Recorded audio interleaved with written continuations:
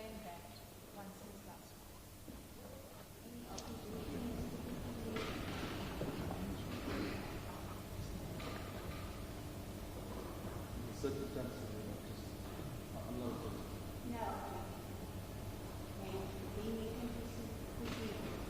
Mr. McConaughey is going to lead us out.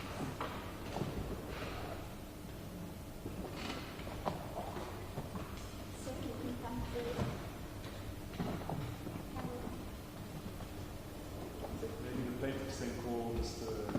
Mayor.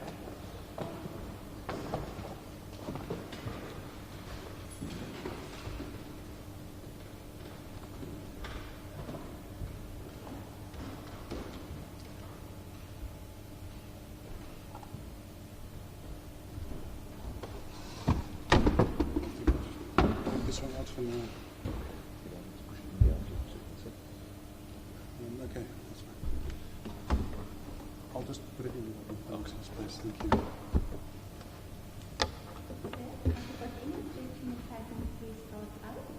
No, I do not. The full names, please. Wolfgang Helgaard Meyer.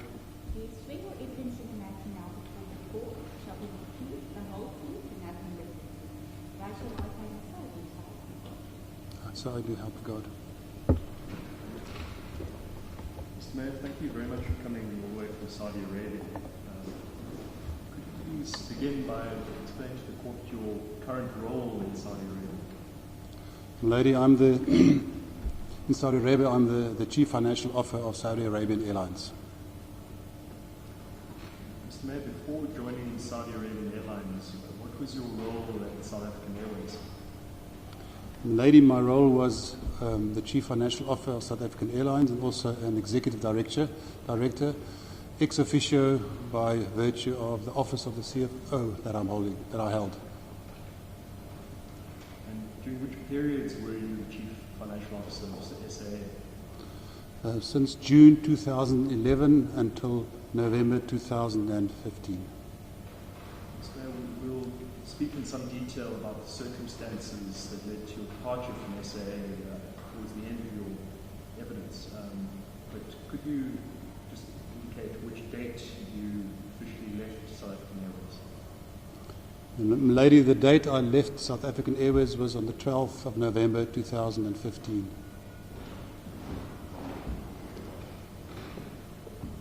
Mr. Mayor, the court has seen a table of the various directors of SAA over the years and changes in the board. Without going into too much detail, could you begin by explaining how the composition of the board changed in your time as a director of SAA? Yes, my lady, I started off serving under a board chaired by Ms. Cheryl Carolus. After the board resigned, two members remained on the board, Ms. Yaki Kwanana and Ms. Dudu Myeni. A new board was constituted under the chairmanship or acting chairmanship of Mr. Voisila Kona. When he left the company, Ms. Dudu Myeni took over first as acting chair and later as chair. Under her reign, most of the board members resigned due to no confidence in her. After that, two additional non-executive directors were appointed, Mr. Tony Dixon and Dr. John Tumby. At that point in time, there were 4 non-executive directors and 2 executive directors, myself and Mr. Monmabise Kalabe, the CEO. I resigned shortly after Mr. Tony Dixon resigned. Mr. Mayor, you mentioned that the other non-executive directors had resigned at some previous period as a result of a lack of confidence.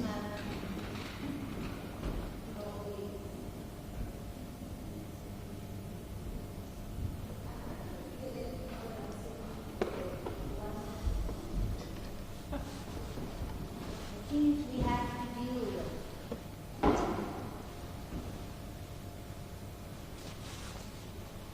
If the aircon worked, I could have closed the door, but it hasn't for the last 10 years that I've been under. Lady, I can feel the heat. Literally and figuratively. Literally and figuratively. Maybe at this point, just housekeeping before we go on to the other matters. To indicate, maybe we'll be referring initially to the Emirates bundles.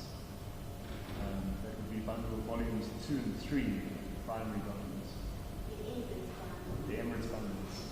The membership has those there. Yes. And we will then move on to the Airbus bundles after that. But just as a member of housekeeping. Sorry, Mr. Mayor, before the interruption, the question was when have these other non-executive directors resigned as a result of a lack of confidence in the chair? Lady, I cannot recall the exact date. Probably somewhere in 2014. I'm not sure about the exact date. I can't recall now the exact date. Mr. Mayor, you've served as the CFO, you mentioned 2 international airlines, SAA and Saudi Arabian Airways.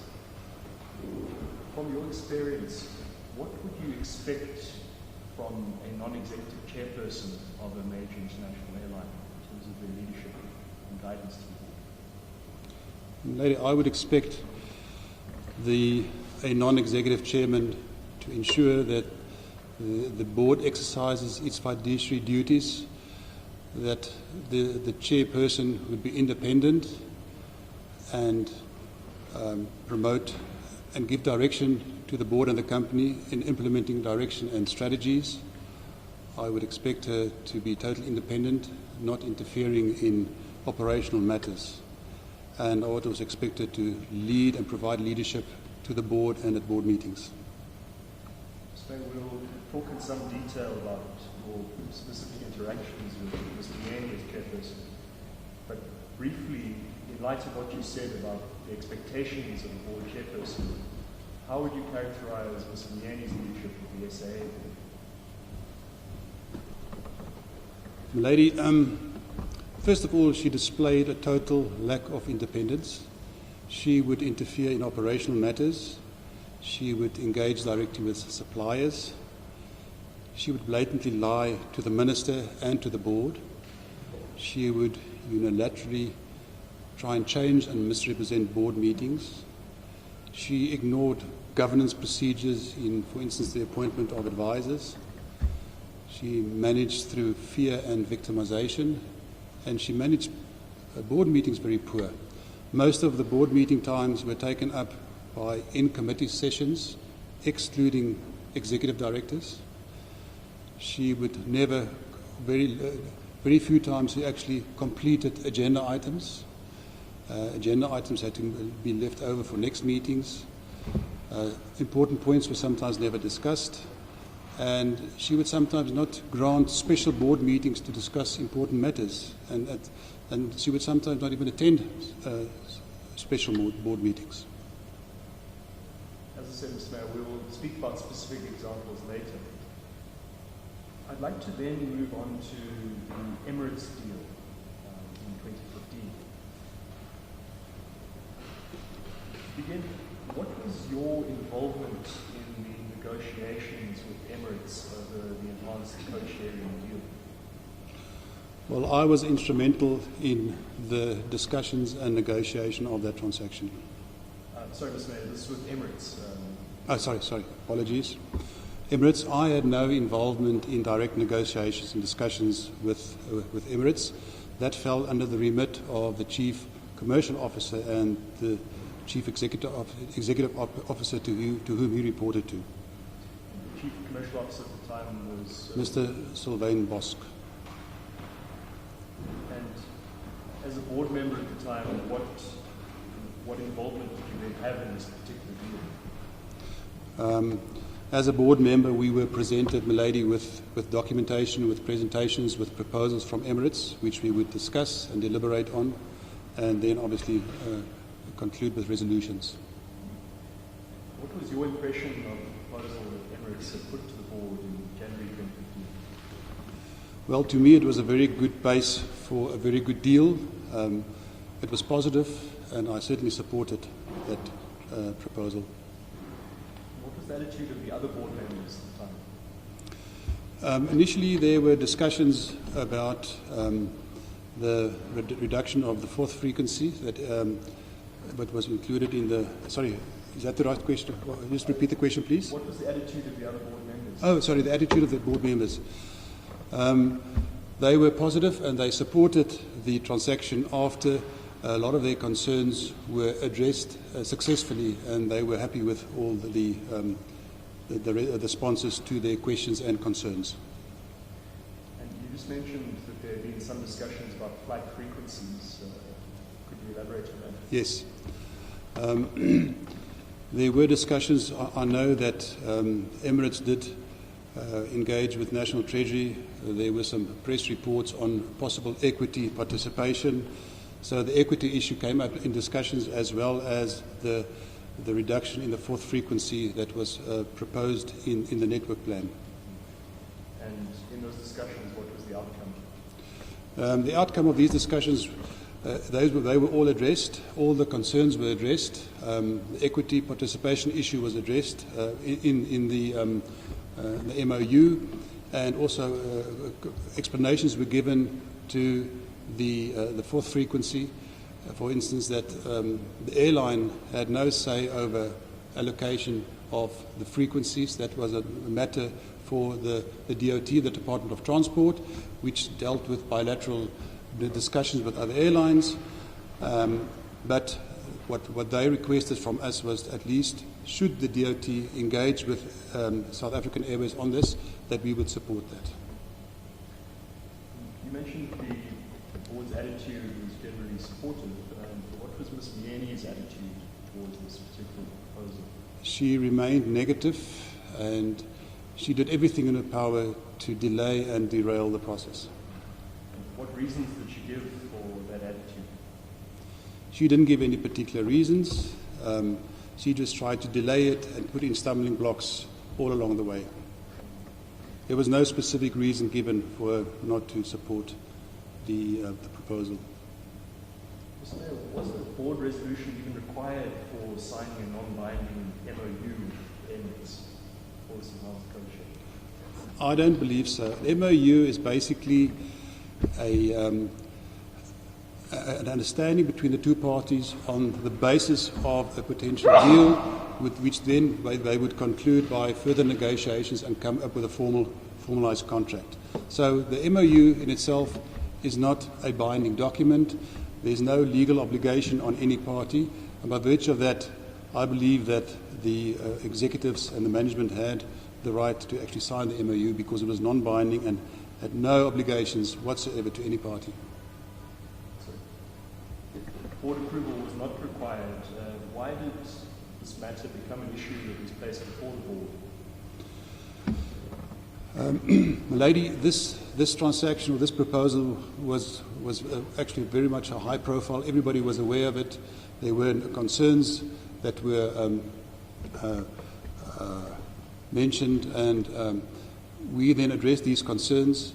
And by virtue of the fact that there was no approval required, we felt obliged to keep the board appraised on the issues that they raised, to make sure that they were happy that there were no remaining potential concerns remaining.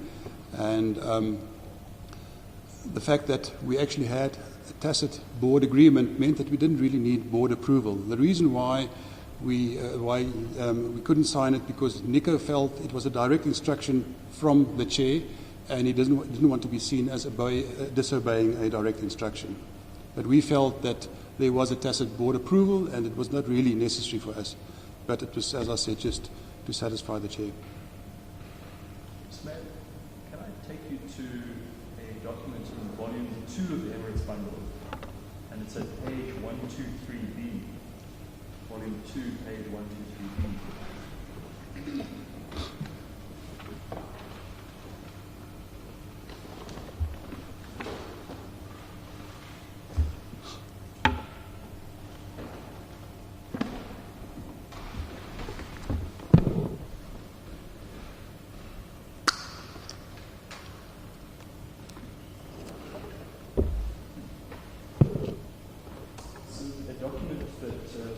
Seen a number of times.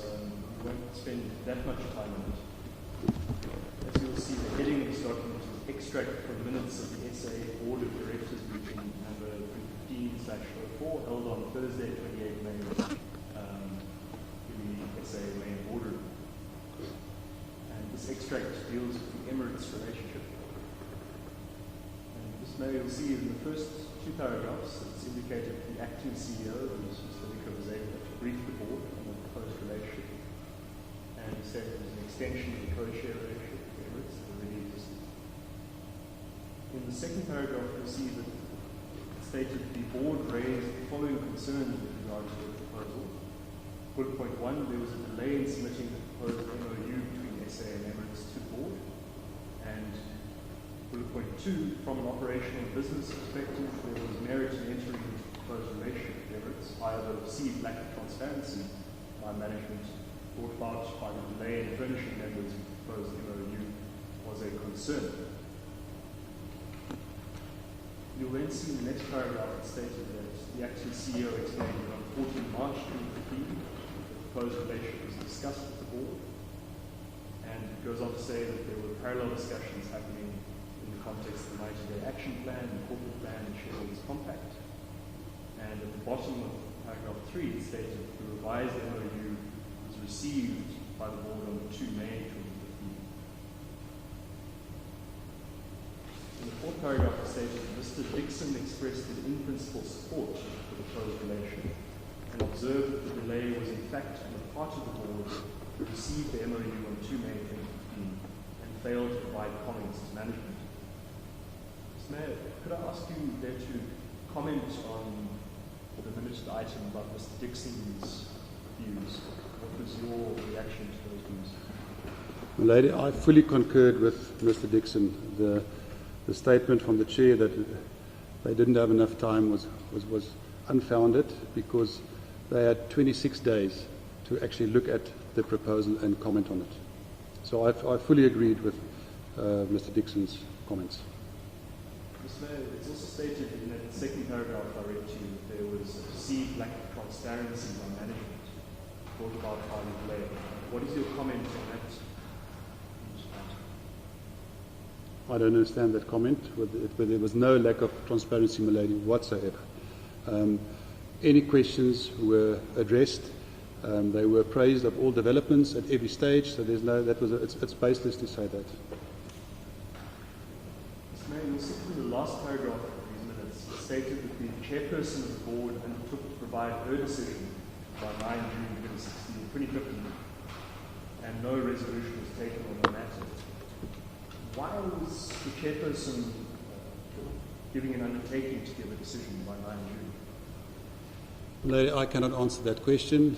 My personal view is just to try and delay and derail the process further. There was no reason for her not to make a decision.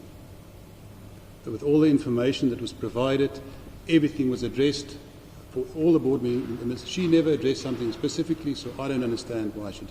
I've got my own views on that. Mr. Mayor, having made this undertaking to give a decision by 9 June, what would you expect from the chair? Just repeat the question, please. Having made this undertaking, Yeah. the chairperson would make a decision by 9 June, what would you expect from the chair? Well, at least to honour what she said she would do, the lady, that she would actually give us her opinion on the proposal. Mr. Mayor, when it said no resolution was taken on the matter, could you remind us what the attitude of the other board members was to this deal at the time? As far as we were concerned, the board members were optimistic and agreed with the proposal, especially in light of the fact that all their concerns were addressed. Mr. Mayor, if I can then take you to the next document in the sequence, which is at page 130 of the same volume, page 130.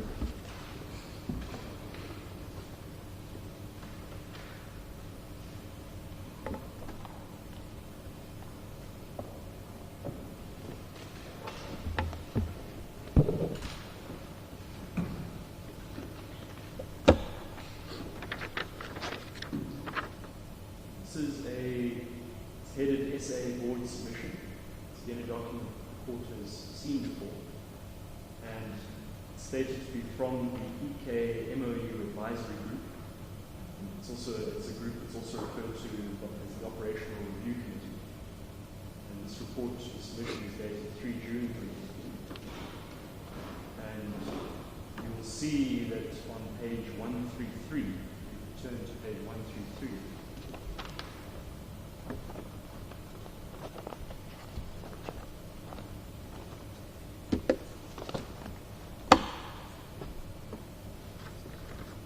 stated under heading Recommendation on 133. Having regard to the above, it is recommended that the Board notes the response of the Advisory Board and approves the conclusion of the MOU. And following that are a series of signatures by the members of that committee. Ms. Mayor, do you recall receiving this particular report from this advisory group or operational committee? Yes, I do. And to your recollection, how did this advisory committee or group come about? Lady, that's very typical again. This was based on a suggestion by the chair on her own, without engaging with the board, no board resolution. She suggested this committee. She unilaterally decided who would be the composition of this committee without discussing with the board. And also she unilaterally just decided on what the scope of for the committee would be. Now, first of all, the composition of that committee was actually totally ridiculous. We had pilots in there which in no way could have contributed to the issue.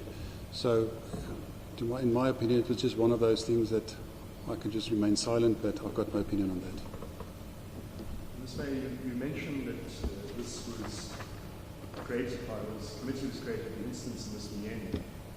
Could I ask you to please turn to page 146.2 of the same volume? 146.2. 146.2.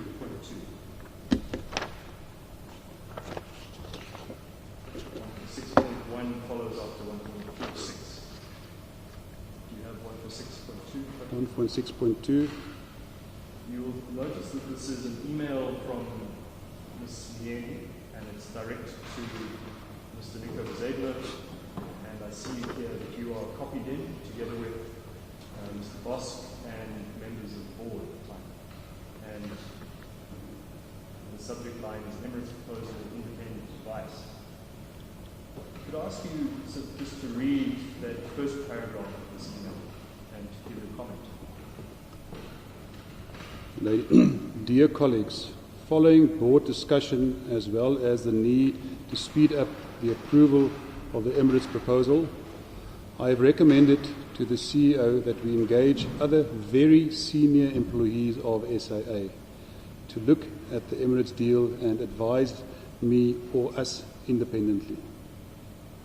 What is your comment on the chairperson's email? Passage you just read? I can only say once again, unbelievable. It was not discussed at all with the board. And her reference to very senior employees is out of context, because within the context of this matter, a pilot cannot be seen as a very senior employee in this context. Mr. Mayor, this email from Ms. Myeni was the 30th of May, 2015, and the previous document I've taken to was the report of the committee that was then created by Ms. Myeni. You had indicated that you had seen a copy of that report. That report was dated 3 June. After having received that report, what discussions occurred with the board about the contents of that report? Lady, as far as I can recall, there were no discussions whatsoever on the board about this report. Did any board member request a discussion or a formal meeting to discuss the report? Lady, not that I'm aware of, certainly not. Did Ms. Myeni take any steps to attempt to raise this issue with the other board members? Not at all. So if I can then take you to the relevant correspondence that is linked to that report. Now, please take you to page 151, which is a few pages down where we're looking. I apologize, it was actually 7 pages. Beg your pardon? Page 151 of volume 2.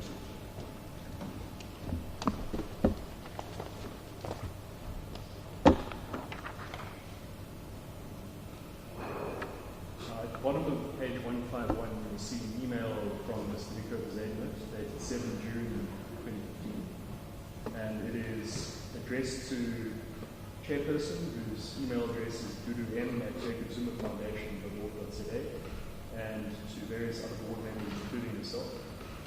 And Mr. Bezedmet states here, "Dear board members, further to the related discussion on the matter and the board's requests for a consolidated submission, kindly find attached the same percentage number of males due to size constraints. This submission follows the review by the operational committee as nominated by the chairperson and reflects the functional view of the committee. I also attached the revised MOU, which is aimed to incorporate previous comments and guidance. Please accept my apologies for the document not physically being signed, given that I am traveling present." You'll see that Mr. Bezedmet then attaches to that email a number of documents, including an updated MOU, legal reviews, the Operational Review Committee's recommendation, and a Deloitte review. And this email is again dated 7 June 2015. In light of what you've said about the absence of board discussion about the Review Committee's report, could you indicate whether there was any response from the other board members to Mr. Bezedmet's email here and the submissions that he made? Milady, I do not recall any response from any of the board members. If I could ask you to look at the previous page, page 150. This is the later email in the chain, the more recent email in the chain. Halfway down on page 50, you see a further email to Mr. Bezedmet dated 11 June 2015, again to the board members of CC. You are one of the actual addressees. And again, the subject is Emirates positioning paper. I won't read the full contents of this email, but Mr. Bezedmet says in the second paragraph, quote, "Please may I also request, subsequent to the submission sent on 7 June 2015, whether any other concerns exist from the board," unquote. To your knowledge, did any board members express any concerns in response to Mr. Bezedmet's email? Milady, not to my knowledge, not at all. Mr. Mayor, there has been repeated suggestion that the board members required more time to consider the Operational Review Committee's report, and that the period of pre-June 2015 until the intended signing date of 16 June was not enough time. What is your comment on that proposal? It is simply not true. I don't believe that, because they had time, they engaged with management, management addressed their concerns. There were questions by Nico, are there any further concerns? No, there were no concerns. So I don't know how she can come to that conclusion that there was no time. And in your recollection, were there times where the board was called upon to make urgent and swift decisions? Oh yes. I mean, milady, there were special board meetings requested for special decisions, and some of them were granted. Not all, by the way, were granted, but there were incidences where we had to make swift decisions on the board. And to your recollection, were there times where the chairperson, Ms. Myeni, had sought to have decisions made swiftly as an emergency? Yes, my lady. And approximately how much time would need to be allocated to convening a board meeting or convening a discussion or making decisions on any matters? My lady, it's difficult to say. It depends on the matter and on the urgency of the matter, so I cannot give you an exact example, but there were special board meetings and short notice, and they were actually discussed, and resolutions were taken.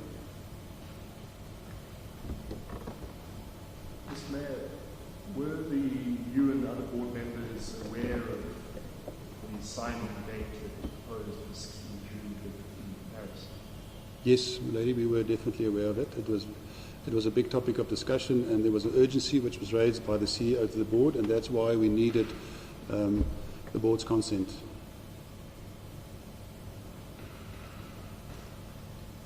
Mr. Mayor, I'd like to then come to the events in Paris on 16 June and thereabouts. We understand that you had travelled to the Paris air show together with Mr. Bosk and Mr. Bezedmet, is that correct? That's correct, yes, my lady. To your recollection, what happened on the night of 15 and 16 June 2015? Nico and myself, we were at the hotel, we had a discussion, we had a drink, when his phone rang, and when he saw it was Ms. Myeni, he immediately put it on speaker, and then she started talking to him, and there was a specific instruction from her based on an instruction from the President that he is not to sign the MOU the next day. Approximately what time did this call come through? That was in the early hours of the 16th of June. It was definitely after 1 a.m. in the morning, probably between 1 and 2 a.m. in the morning. And where were you at the time? We were outside of the hotel having a discussion, myself and Nico. And who else was present at the time of that call? It was only myself and Nico beside not. And you indicated that Mr. Zeno put the phone on speaker. You then said that Ms. Myeni relayed the instruction. Do you recall what her precise words were about this instruction? She said, based on an instruction, my lady, from the President, we are not to sign the MOU. A specific instruction based on an instruction from the President. Ms. Mayor, you used air quotes to say instruction from the President. Would you explain why you gave those air quotes? Lady, I did not believe it for 1 second. It was just basically to give credence to her instruction. I don't know what her motives were, but it was definitely, in my view, just to give credence to her instruction. What was your reaction to her saying this is an instruction from the President? I was horrified. I couldn't believe that I was hearing. I mean, so much time went into this transaction, so much effort went into the transaction to engage the board, to address their concerns. And then suddenly this, I mean, it was like a bomb exploding. We just couldn't believe it. We were so disappointed. We were so excited about this deal. The benefits of this deal were so great. We could have done so much for SAA. So we were, and also very embarrassed, to say the least. Had Ms. Myeni ever before invoked the name of the President in the context of SAA's case? No, often she quoted the Minister, but never the President. This is the first time in my presence that she actually mentioned the President. And had Ms. Myeni consulted with you or other board members before making this call? Definitely not, no, my lady. Definitely not. Was she speaking on behalf of the board at the time? There's no ways, my lady, that she could have spoken on behalf of the board. As I said, we had tacit approval from the rest of the board members. They had concerns, we addressed the concerns, and there was no ways that she can actually indicate that it was a board decision. There were no discussions with her about this decision to the rest of the board, certainly not me, and we also knew that after Nico's email that the board didn't have any further concerns or discussions required. So we had tacit approval from the board. So it is nonsense. I just do not believe it. I'd like to take you to a document which is a few pages back in volume 2, page 117A. 117A. Maybe it's a document we've had difficulty finding before, so I'll ask my attorney could assist. I'll ask my attorney to assist us to find the document.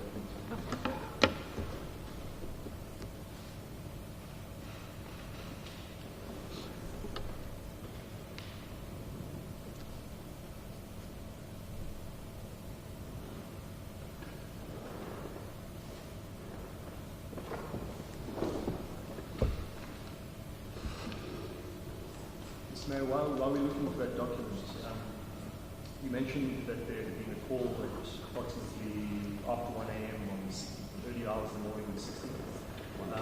To your knowledge, had there been any earlier calls to Mr. Zaybert earlier that evening? My lady, not to my knowledge, no. Not to my knowledge. Do you recall where you'd been earlier that evening? Well, my wife was there with me. We had dinner, so we were around. I wasn't with Nico the whole time. We just met afterwards. late in the evening. So now do you now have page 117A in front of you?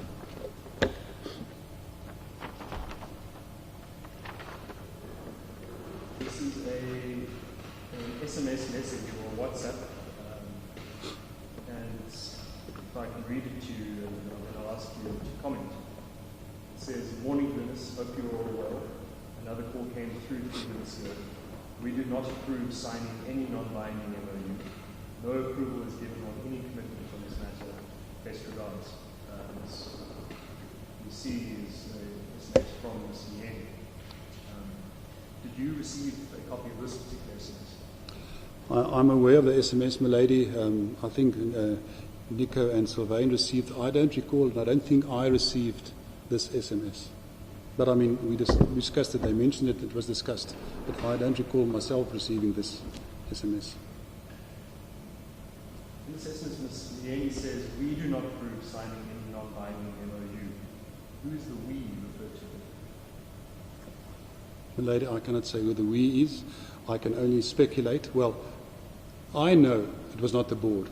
So the only other option is that the "we" would have meant the President and herself. That's the only conclusion I can come to, this "we." Certainly not the board. You testified that at the time that Mr. Zego received the call in the early hours of the morning, there had been no prior discussion with the board. Before this SMS was sent, were there any attempts to contact you or the other board members by Ms. Myeni? Lady, certainly not any attempt to contact me. She did not contact me in this regard.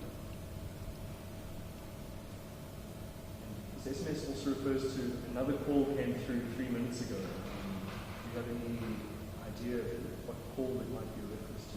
Lady, I cannot comment on that. I'm not aware. Mr. Mayor, after receiving this SMS on 16 June 2015, after others of the contingent received this SMS, what happened thereafter? It's probably one of the most embarrassing moments in my life. There was a signing ceremony arranged by Emirates in a very posh hotel in Paris. We arrived there. There were members of the press because the whole idea was to have a big press announcement about this signing ceremony. Cabin crew were dressed up, they were always standing there. The tables were laid on, special pens were there. This was a big ceremony. We got there and Sir Tim Clark, the CEO of Emirates, CEO of the biggest airline in the world, he was waiting for us. We got there and Nico had to have a side discussion with him which lasted about 45 minutes, and afterwards the ceremony was abandoned. It was probably the most embarrassing moment in my life, just to say the least, apart from being horrified and cross. After 16 June 2015, were there any other opportunities to sign this MOU with Emirates? There were further discussions, but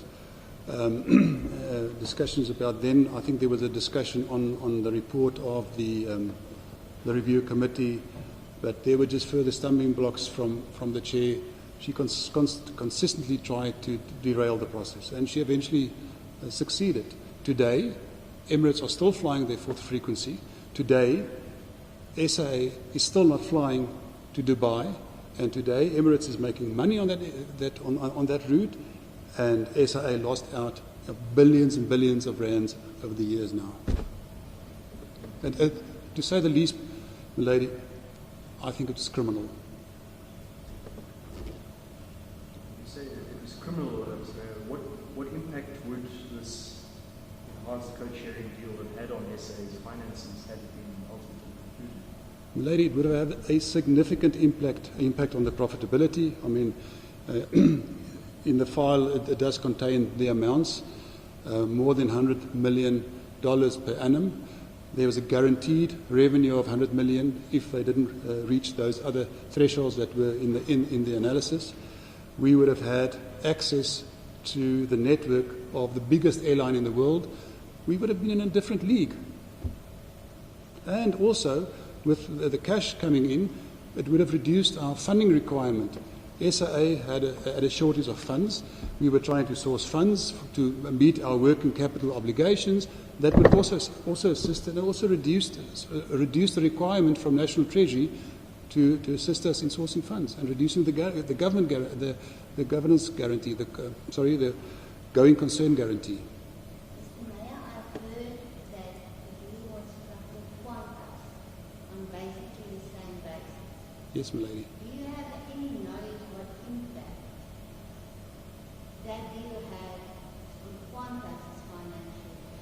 My lady, that was widely publicised, that it was very positive and that they had a huge positive impact on their results. Are they still in partnership? I believe they are still. I'm not 100% sure. I'm not following that, but I believe they are still in partnership. I'm not sure. So you mentioned that at the time SAA was seeking additional funding as part of the recapitalisation scheme. What would the significance of this deal, or even the signing of an non-binding MOU, had on the recapitalisation process? Milady, we were in the process of finalising the annual financial statements of the previous year. One of the requirements for finalising the annual financial statements is that SAA remain a going concern, which means they need to be able to function as a going concern for at least 18 months after year end. We did those calculations and we required additional funding to be able to operate as a going concern, which required that we apply to National Treasury for a government guarantee, because at that point in time, SAA's credibility at that point in time did not allow it to source any further unsecured funding. So we need secured funding, and the only way the banks would have funded SAA was with a government guarantee. And one of the conditions from the Minister to sign off on the going concern and the government guarantee is the successful completion of this transaction. And Mr. Mayor, you mentioned credibility as an important factor. What impact would the deal with Emirates have had on that credibility? That would have had a significant positive impact. It would have meant that an airline like Emirates was actually prepared to enter into such a partnership with SAA. It would have put SAA in a different league.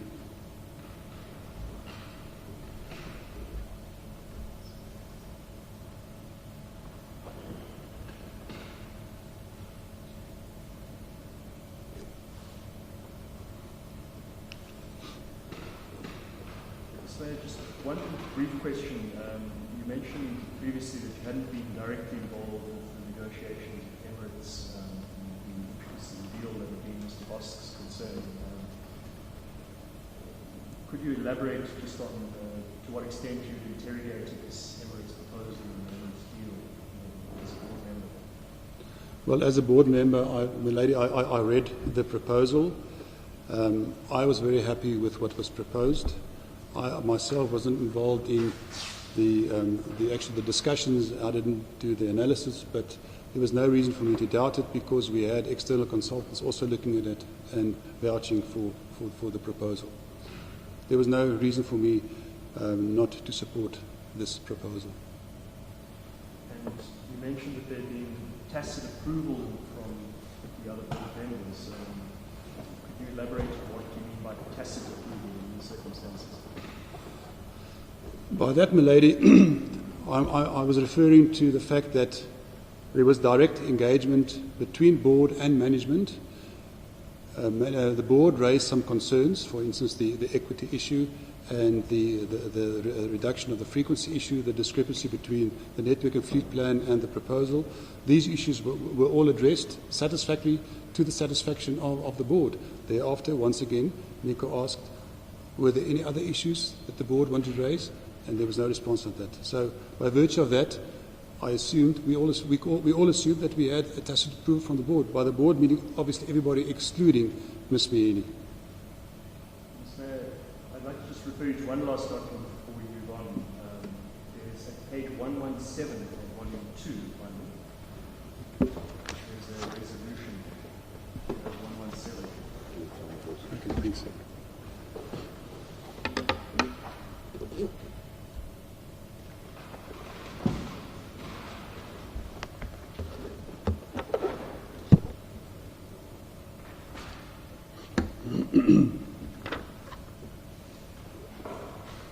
This is a resolution which is board by round robin 15 1/B15 as of 2 April 2015, resolved to approve the network of fleet plan, and it then lists three conditions that it's subject to, the approval is subject to the following. Number 3, it says, an engagement is scheduled with the Board of Emirates after revised memorandum of understanding has been disturbed. I assume that's a type of distributed to the Board for review. What was your view and what was your comment on this particular resolution as it pertains to Emirates view? I personally didn't really support it, but in the context of what was happening and the board wanted to be more engaged, I didn't have a problem with this. Can you clarify, you didn't support what? No, to me, I never supported that the board engaged with suppliers. To me, it's just not done.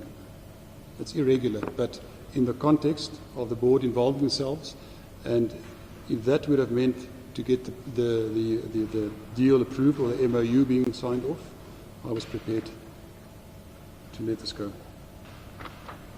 So now I'd like to then move on to the Airbus swap transaction. And the lady at this point will be volumes 3 and 4 of the Airbus funding.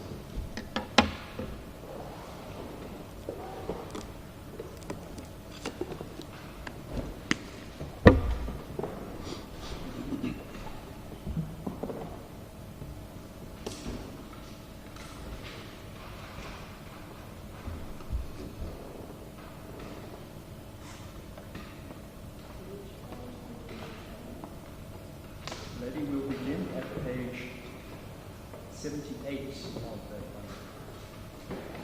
volume. I beg your pardon, that's actually in fact volume 1.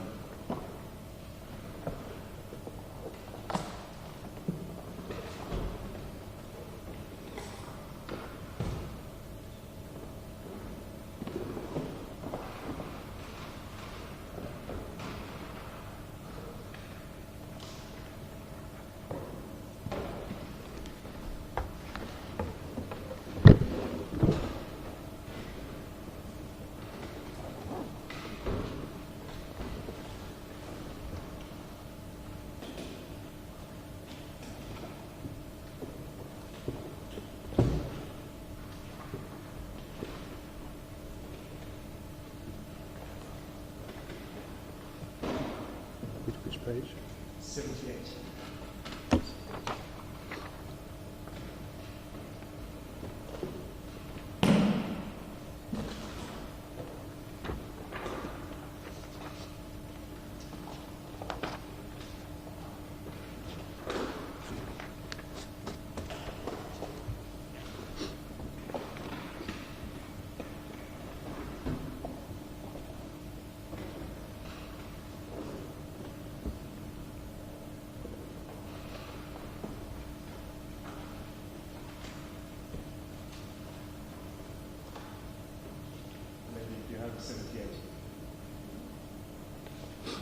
Maybe as before, we've dealt with the background, the history of the swap transaction in some detail. And it won't be necessary to go into all of the common cause background. But as a way of shorthand, this document might assist in providing some of that background. Mr. Mayor, this is a document that is addressed to the SAA board. It is from yourself as Chief Financial Officer, and it's dated 27 March 2015. This would be a board submission, and it is signed by yourself and Mr. Derailment. And it's stated under point number 1, the purpose is to request board approval for the Airbus A320/A330 swap transaction, and it's to be achieved by cancelling the purchase of the 10 A320 aircraft and replacing that with the operational lease for 5 A330 wide-body. So now some of the history to this transaction is very helpfully set out in point number 2 under the heading background. Could I ask you to please read out that background into the record, just as a very helpful summary of the situation we faced? Sure. In 2002, SAA, Transnet at the time, entered into an agreement with Airbus for the purchase of 15 A320-200 aircraft. This agreement has substantially been amended twice to secure, amongst other, the increase in aircraft from 15 to 20, price reductions, deferral of delivery, and flexibility of choice within the A320 family of aircraft. In terms of the purchase agreement, aircraft deliveries would commence in June 2013 and continue until the fourth quarter of 2017. Deliveries actually commenced in July 2013, and to date, 10 aircraft had been financed and delivered through sale and leasebacks.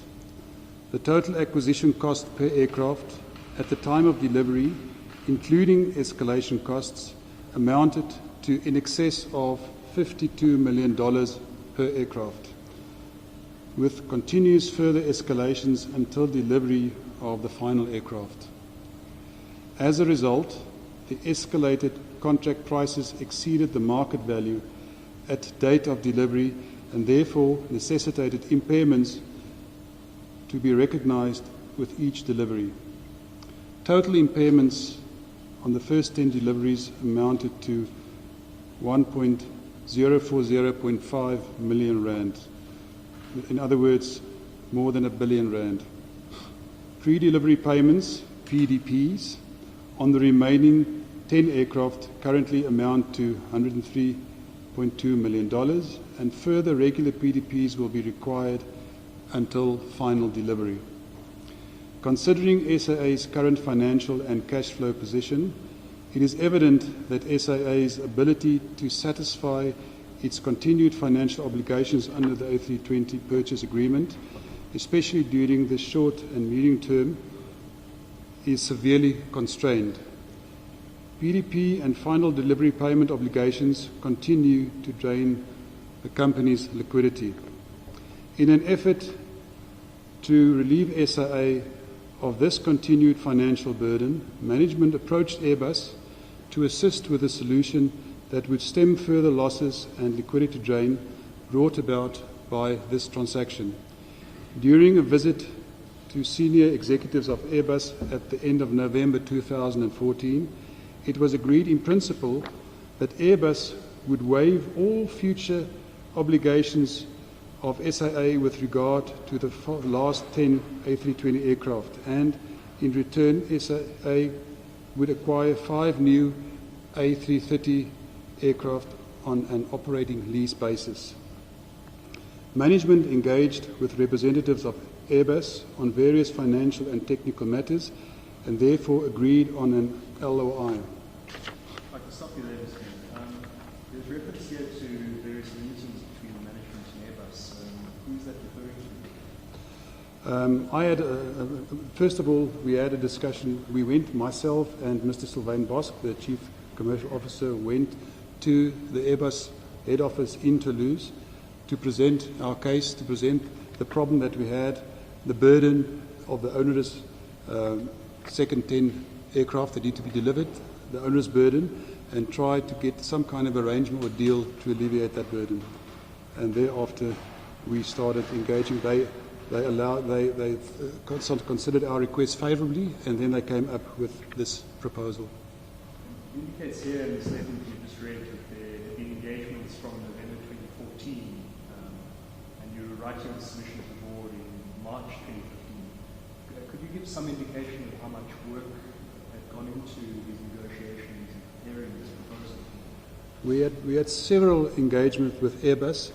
Airbus visited our offices basically on a weekly basis. Obviously, our technical people were involved. There are a lot of technical specifications. This is a very complex deal. Buying aircraft or leasing aircraft is very complex, so it's not a one-man show. So we involved a lot of management time and executive time in negotiations and agreeing on certain technical issues, on issues like maintenance reserves, on issues like security deposits, all these things. I don't want to go into the detail, milady, but it's considerable management time went into this. Over the page, on page 79, you set out the salient features of the transaction. That page there. many of these features have been discussed repeatedly before. I just want to highlight and ask you to comment on the statement which follows, I believe it's the 6th line. No further PDP is required. Existing PDP is transferred to A330 order. And the next line it says PDP refund each delivery. Could you just explain those 2 points that you make there? Okay. Lady, I'm not sure if you understand what a PDP is. It's based. Okay, so I won't explain that. But what it meant is that with this transaction, this proposal, we would not need to make any further PDP payments as per the original PDP schedule. We've paid about plus minus $103 million of PDPs to that date. And in terms of this proposal and this transaction, those PDPs would have been moved over to the new transaction, and with each delivery of each A330 aircraft, we would receive a proportionate amount back from Airbus. So we would have received back all the cash that we paid on these PDPs. So in the initial background that you've read out, you referred to the liquidity constraints that SAA was facing at the time. What impact would this deferral, or at least the cancellation of future PDP payments and the return of PDPs had on SAA liquidity? Lady, it would have had a significant impact. As I mentioned, we did not have available cash at the time to actually meet our working capital requirements, to actually continue functioning as a going concern. So the issue of a shortage of liquidity was a big issue in the airline at that point in time. We certainly did not have sufficient funds available to meet future PDP obligations. So this transaction actually put us in a position where we could actually claim back more than $100 million, which would have had a big impact on SAA's liquidity position. Also on the future funding required, and also the amount of government guarantees required for the going concern guarantee. So in a nutshell, it was an excellent transaction for us, which would have boosted our liquidity by more than $100 million. And I'm not talking about future PDPs that would have been also had to be paid. This is not in this equation. We just mentioned the refund. So we would have not been liable for any further PDPs. Mr. Mayor, further down on the page, on page 79, you then set out the key motivations for this deal. And I think you've already covered most of those motivations in the previous passage that you've read. You highlight here, if I can summarize, that firstly, there would be no further impairments in the A320 transaction. Secondly, that no further PDPs be payable in this transaction. And thirdly, you indicate that there would be a new generation replacement wide-body aircraft that can effectively be deployed on SAA's network. In the next paragraph, under motivation, you then indicate that the network fleet plan prepared by Avril Halstead and VHB recognizes and confirms that these aircraft could effectively be deployed by SAA for its suggested network strategy. Could you please elaborate on that point you make there about newer wide-body aircraft and the connection to the fleet plan? Okay. Lady, it was well known that the current wide-body aircraft, by wide-body we actually mean the big aircraft that can fly internationally. It's got 2 aisles as opposed to most of the domestic aircraft at 1 aisle. So we refer to wide-body aircraft. Now we had A340-300s and A340-600s. Those were our wide-body aircraft. They had 4 engines, and they were fuel guzzlers. And a lot of the routes were not profitable just because we didn't have the right type of aircraft. The A330 aircraft is a twin-engine aircraft, new generation engines, which was much less on fuel consumption, much more economical to operate. This actually fitted in perfectly with the network plan because we could deploy these aircraft very profitable on various routes. Mr. Mayor, under point number 4, you make reference to the fact that the board and shareholder approved the 90-day action plan, which contains task 1.7b, consider the Airbus offer on the A320 swap transaction. And then in the next paragraph, under point number 5, strategic implications, you also indicate that this submission is aligned to 2 of the 5 strategic objectives of the LTTS, which we've heard repeatedly is the long-term turnaround the strategy. And you list there, firstly, to achieve and maintain commercial sustainability, and secondly, to achieve consistent, efficient, and effective operations. Would you mind expanding briefly on how your submission here was aligned to the 90-day action plan and the LTTS? Yes, Milady. On the first point, to maintain commercial sustainability, I think I've said enough about the cash flow benefits of this transaction. Also, from a profitability point of view, it was mentioned that we would have to impair the value of the aircraft at delivery. What impairment means is if you buy an aircraft, it's got a cost price. But from an accounting standard point of view, you always need to fair value your assets. So you would look at the value of the aircraft, what is the market value, and compare it to the actual cost price or the book value on your book. And it should never be higher than the fair market value. So when we received the previous 10 aircraft, for each aircraft we received, we had to impair that aircraft, in other words, write off in excess of $10 million per aircraft. So 10 aircraft at 10 million, and by this time it was more than 10 million because obviously of the exchange rate and additional escalation clauses, we would have written off significant amounts. So apart from the cash flow benefit, also from a profitability standpoint, we would have not had those impairments, so it would have had a positive impact on our profitability, which addressed the first point on commercial sustainability. On the second point, efficient and effective operations, I basically refer to the fact that the A330 aircraft were suitable, could be operated at a lower cost and fitted in the requirements of the network and fleet plan. Mr. Mayor, just to point out that under point number 4, the counterparty, the last sentence you indicate that the board and shareholder had been briefed on swap transaction development, as well as the LOI developments, which we understand LOI to mean letter of intent developments, since January 2015. Is that correct? That is correct. So there have been negotiations with Airbus from November 2014. You indicate here there have been repeated briefings with the board and the shareholder, who was the Minister of Finance at the time we established.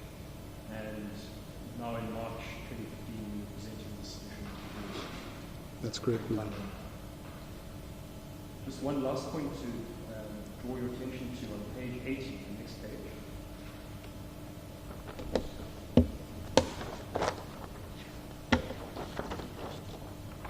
Here I see under the heading 6, financial implication. You set out in a bit more detail some of the financial implications of this deal with 2 tables, SAA return earnings impact and SAA cash flow impact. In brief terms, Mr. Mayor, and bear in mind that we're not financial experts, of course, could you briefly explain these 2 tables, especially with reference to what you've already said about financial implications? Okay. Milady, excuse me. What we've done is we have analyzed, first of all, the cash flow. What would the cash flow be if we remained with the original contract?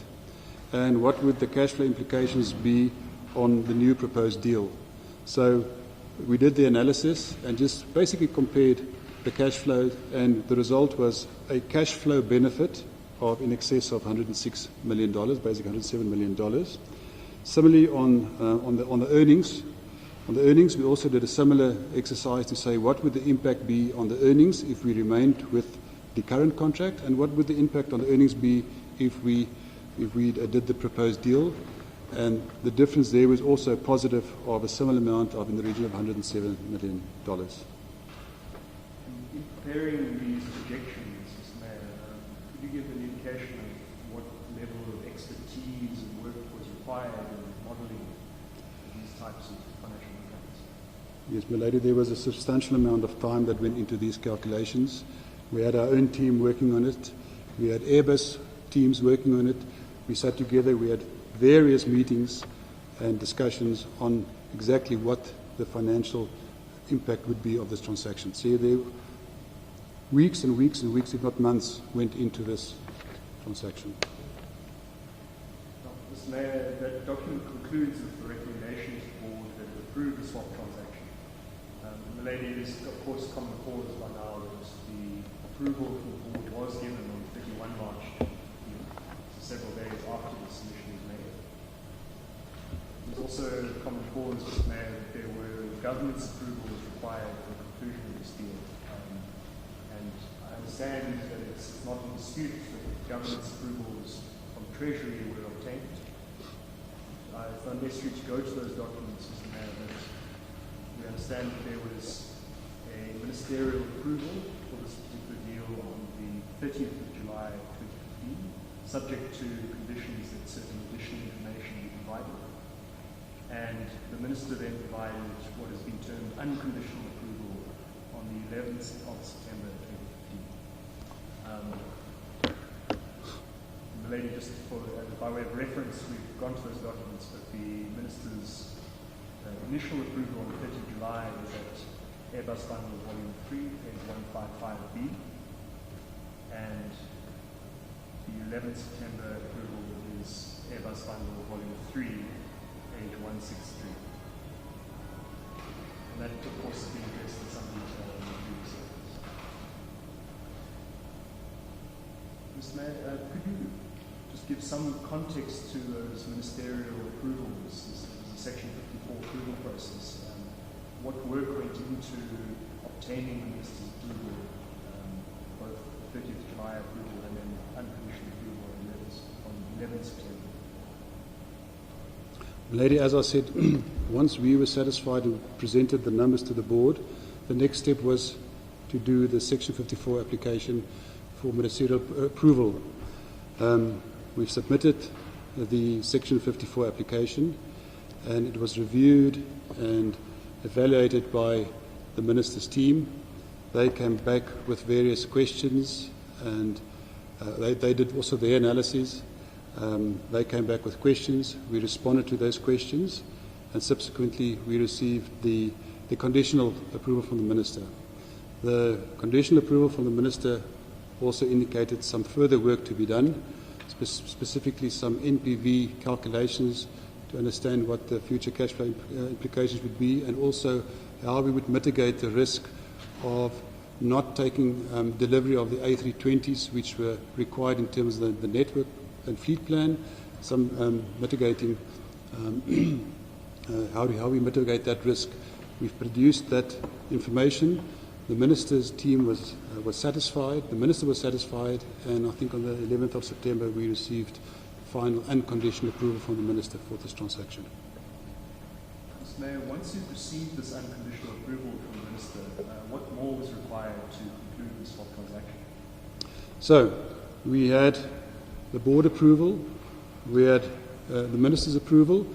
The only condition precedent was, as we had in the initial LOI, that the execution documents needed to be signed, and that required an approval from the board to mandate myself, the CFO, and the CEO, Mr. Nico Besaided, to actually sign the execution documents. That was the only condition precedent outstanding. Mr. Mayor, what more work was then required for the board to do that final approval? Lady, there was no more work required. Only a board resolution approving to give us the mandate to actually sign the execution documents. No further work was required. How long should that process have taken? That should have done. In any of the board meetings, just yes, we have authorized the CFO and the CEO to sign the documents. That's all. Just a simple resolution. So, of course, we know that matters became more complex. I'd like to take you through some of the correspondence that followed after 11 September. I'd like to start with page 164.1 of volume 3. Page 164.1.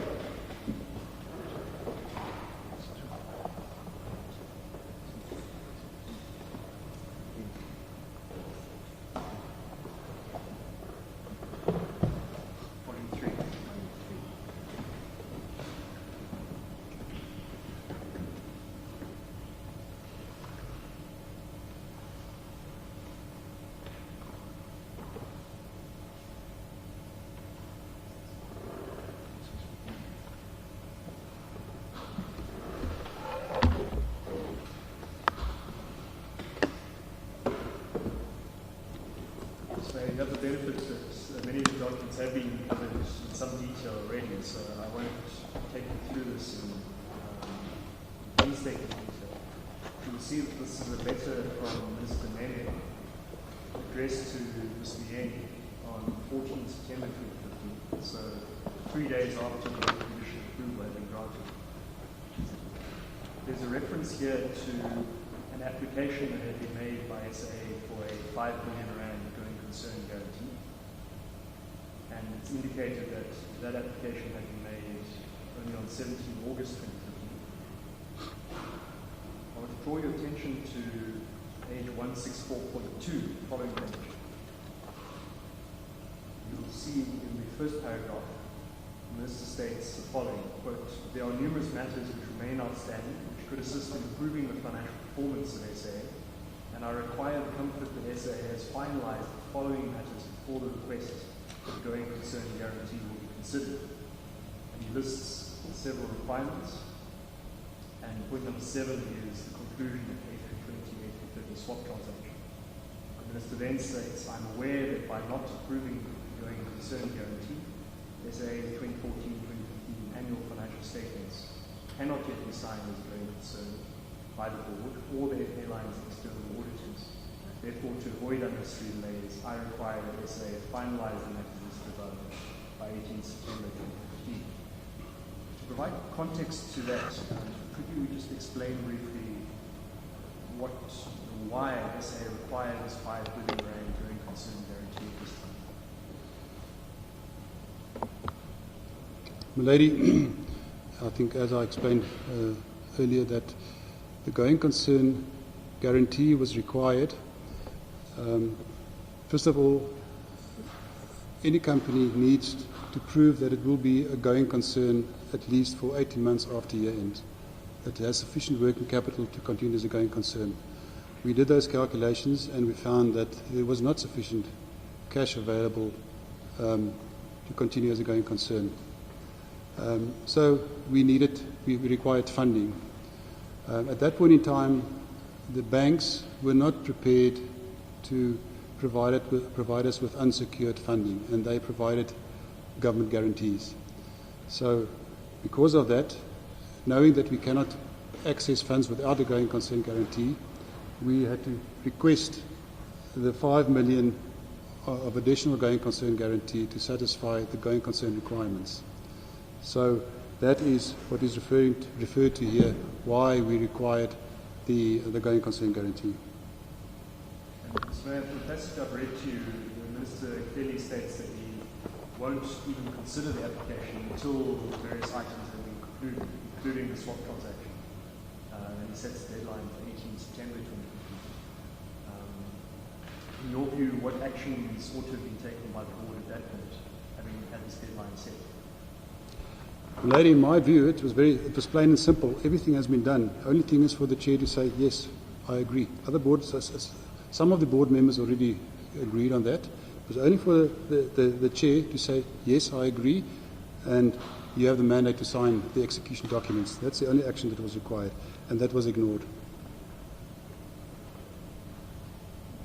Mr. Mayor, in both of these passages, especially the last passage, the Minister makes reference to the fact that SAA needs to conclude its annual financial statements.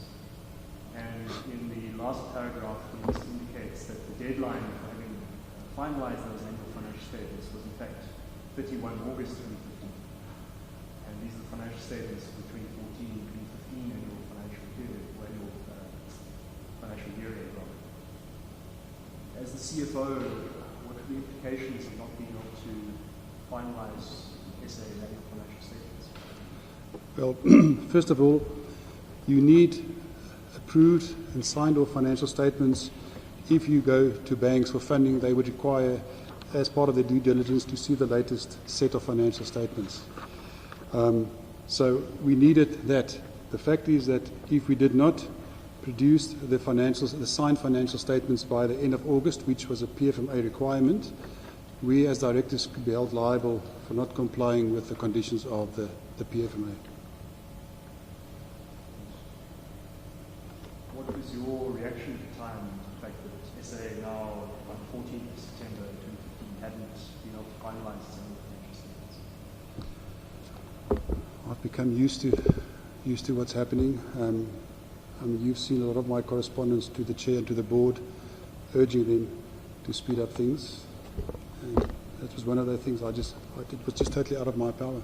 Frustrated, as most of us were, not being able to do anything about that. Did this have any consequences for you, or potential consequences for you, not being able to sign off on financial statements?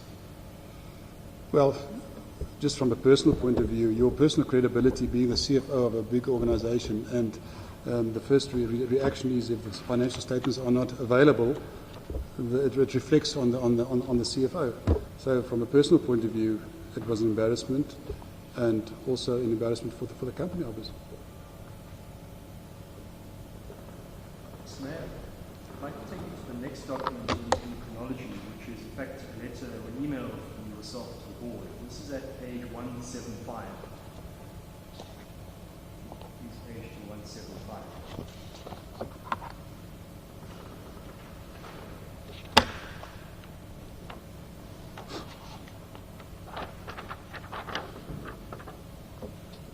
See, halfway down the page, it's an email addressed by yourself to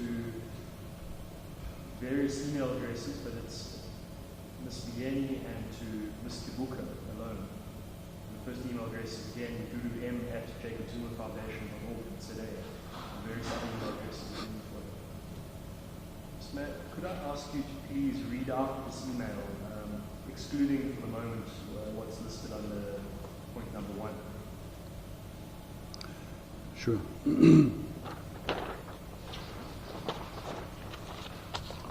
So, under the heading A320 swap transaction, I quote, presumably you have, this is now directly to the chair. Could I ask you to begin right from the beginning? Okay, sorry. From dear Chair. Okay. Dear Chair, I am writing this email wearing my director's hat in acknowledgement of my fiduciary duty to the airline as a director. I would like to raise the following concerns, and then I'll move to the point on the swap transaction. Presumably, you have received my response to your questions following your quick review done, and I trust that I have addressed all the issues of concern. You have already approved this transaction and had signed the Section 52 letter to the Minister, whereafter he approved the transaction. However, Chair, I feel obliged to caution that we are running the risk of this swap transaction being cancelled after today, and that we could have to revert back to the original legacy transaction with disastrous consequences for SAA. This would mean that over the next 2 years, SAA will recognise an impairment of at least 1.4 billion rand on the income statement and will forfeit cash refunds of in the region of 1.4 billion rand, which means that we also need to increase our funding requirements substantially to meet our PDP obligations. It would also mean that SAA will not meet its obligations in terms of the 90-day action plan savings that was committed to in the corporate plan. In addition, SAA will forfeit the lease cost reductions that have been negotiated on the renewal of the A319 aircraft. Not to mention that the airline will probably need to return some aircraft, and thereby forcing the airline to reduce its capacity with the associated revenue losses and reputational damage to the airline for not being able to serve its network. Especially when taking into account that Blue Crane just started flying and Surf Air has introduced additional capacity in the domestic market, SAA will never be able to recover its market share lost, and SAA would provide its new competitors in the market the boost they needed to overcome the barriers of entry. I once again appeal to you, in the interest of your fiduciary duty as a director, to meet the last condition precedent of this transaction, that being your approval of the signing authority of the execution documents. I trust that you find the above in order. Mr. Mayor, you briefly here are fiduciary duties, why did you find it necessary at this point to make those appeals? Well, because at this point in time, I felt that she was not following her fiduciary duties, simply that, and that she was placing the board at risk, she was placing the airline at risk, and the government at risk. You say in the passage you read out that there was a risk of the swap transaction being cancelled and reverting back to the legacy transaction. What informed that impression of that risk? Well, it was very clear that if we did not meet the condition precedent, signing it, the proposed deal would be cancelled, and automatically we would revert back to the legacy transaction, which implied that we had to follow the requirements of the PDPs. And we did not have those funds. That's the simple fact of the matter.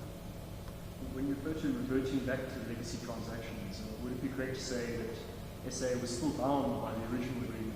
We were still bound by this original agreement until the execution documents were signed.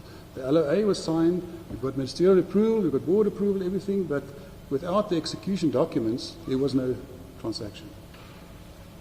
So this is a very strong letter, very strong email to the chair directly. Was there any response to your email? Milady, no, I did not receive any response.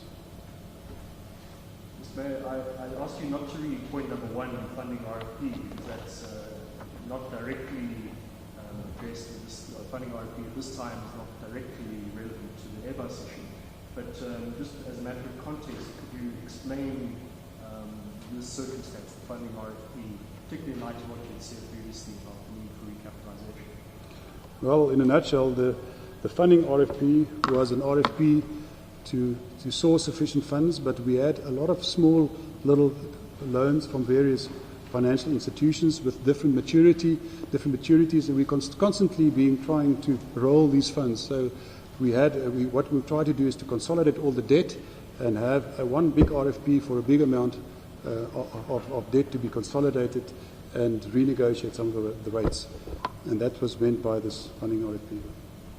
And what was the difficulty with the funding RFP at the moment you were referring to in this email? Once again, Milady, the chair interfered in the processes. We had established processes for funding, for our funding. We did not previously just go out into the market and said, "Market, please come. We need cash." Cash is a sensitive situation, and we were very sensitive about that. So we approached financial institutions, which.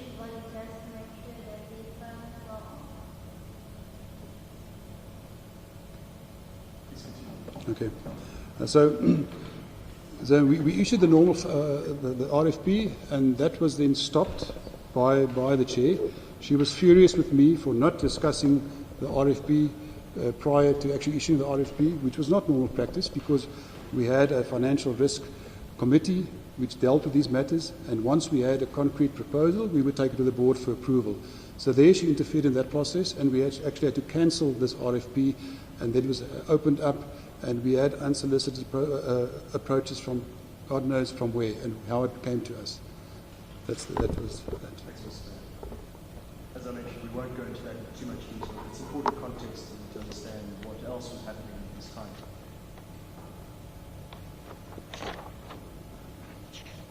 We have now addressed the letter of 14 September from the Minister. It was your email of 16 September. May I ask you then to please turn to page 176B, which is in the document immediately after the one I just referred to. This is an email chain, lady, which we have touched on briefly. That you might recall that in the sequencing of emails, of course, the early email comes in the later page, and we'll be going back to 176A, which is a response. But we'll start at 176B. Mr. Mayor, this is an email from a Mr. Hadi Akum, who's listed as being Vice President of Sales Africa of Airbus. It's dated 25 September 2015, and it is addressed to various board members as well as individuals we assume are from Airbus, titled SAA A320 Swap Deal. I'd like to read this email to you and ask your comment on those points. The email begins, quote, "Dear Dudu, it was indeed a real pleasure meeting the SAA board members yesterday in Johannesburg. also a good opportunity to explain the background of this deal and why the A330-300 will bring a valuable benefit to SAA, not only in operating cost and profitability, but it will also eliminate SAA exposure and liability on the A330 deal. If I can stop there, what meeting is Mr. Kum referring to here with SAA board members? Milady, I only found out about this meeting afterwards. It was a meeting that was arranged directly between the board and Airbus. Once again, highly irregular because one wouldn't expect the board to actually meet directly with any supplier. Milady, I thought I was. Yes, I was. I was not invited to this meeting, and so was Mr. Tony Dixon, also not invited to the text. And incidentally, we were the two people that pushed for the transaction to be completed. So were you surprised at all by the fact that the non-executive board members were somehow in direct contact with us? Lady, I would be lying to say I was surprised. At that point in time, we weren't surprised by anything. I wasn't surprised. And do you have any insight into how the other SA board members had come to make contact with us? I cannot comment on that, I don't know. Mr. Mayor, if I can read the rest of this email to you, it goes on in the second paragraph to say, quote, as explained yesterday and in our recent exchange, we exceptionally extended the validity of this date to allow this meeting to take place. The validity of this deal, I beg your pardon, to allow this meeting to take place. Continue quote, now we really need to have SAA's final position. Our A330 and A320 production planning are very much under pressure. We produce almost 2 aircraft per day. We need urgently to decide if we are building A330s or A320s for SAA. If you decide to go back to the A320 deal, an important amount of PDPs will be required almost immediately, as the aircraft will have to be delivered in the near future. Kind regards, Ali Kulu. What do you interpret by Mr. Kulu's threat here? PDPs will be required almost immediately. I think by that time, Airbus also became frustrated. The continued delays, and they acted very accommodating. They always tried to accommodate us, but I think this was basically a final warning that if we don't complete this transaction, that they would inevitably have to revert back to the legacy A320 transaction. Mr. Mayor, there's reference in that passage I've explained, which read to you, that there had been a recent exchanges, and we also note that the letters addressed Dear Dudu is in the personal familiar. What significance do you attach to those statements? Please repeat the question. What significance do you attach to the fact that there's reference here to previous exchanges with Mr. Myeni and the fact that Mr. Kum also refers to in a familiar sense? Okay. Well, Lady, I'll just respond to that. Obviously, there were previous engagements directly with the board, with the chair of the board, and with suppliers. And if they were on first-name basis, it means that there were regular exchanges between the two, which is also very highly irregular. Mr. Mayor, I said to you we'd go back to the later email, which is at 176A. 176A.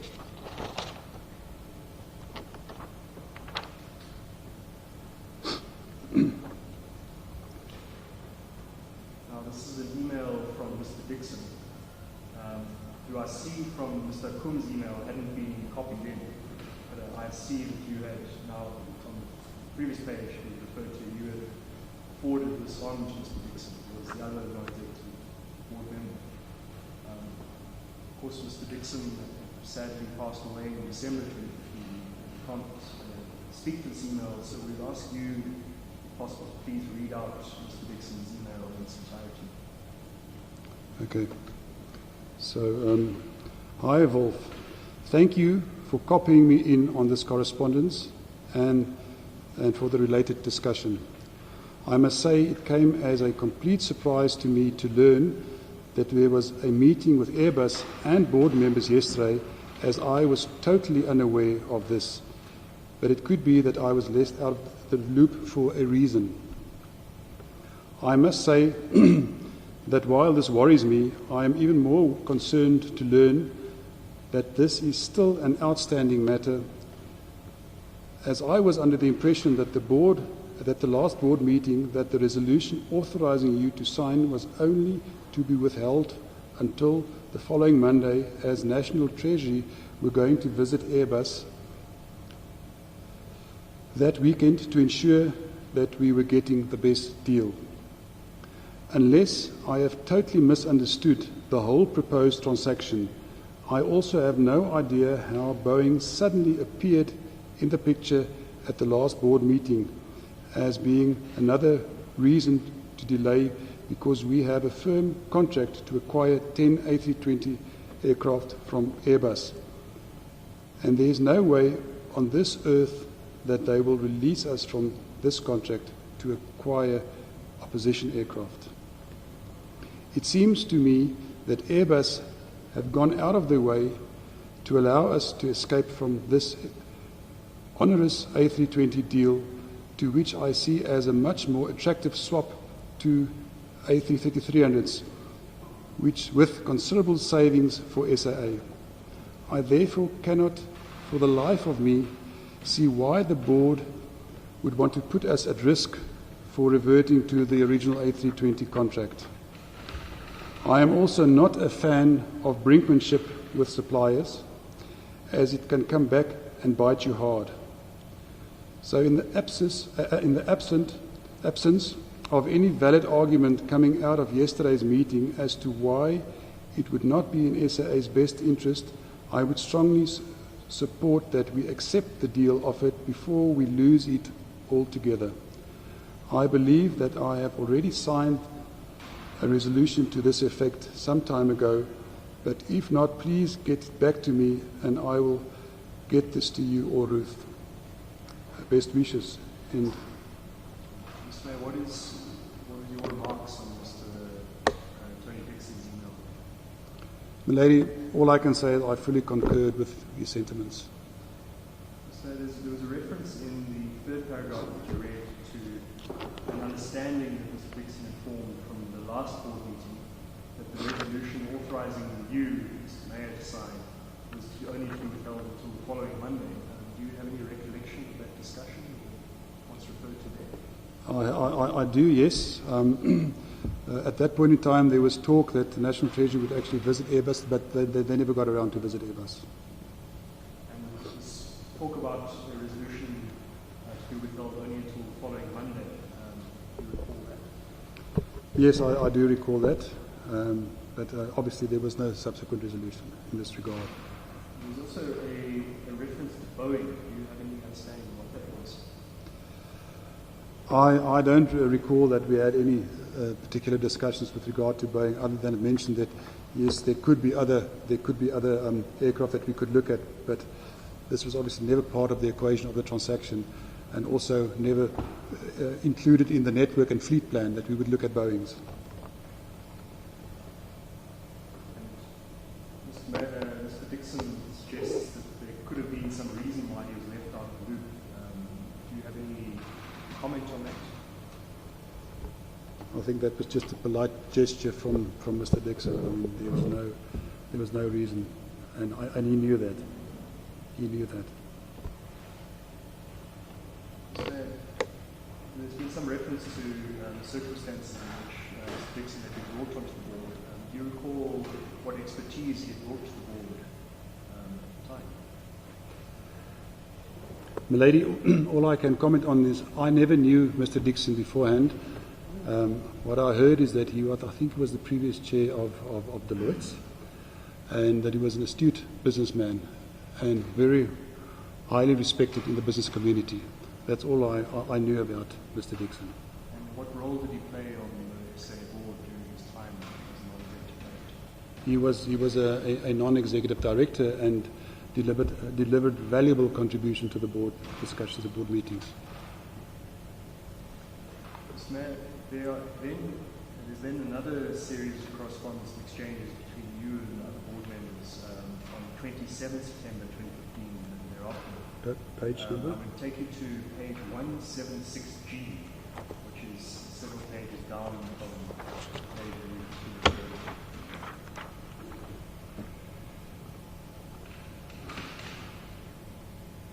Before we go to 176G, could I ask you to turn back to 176F?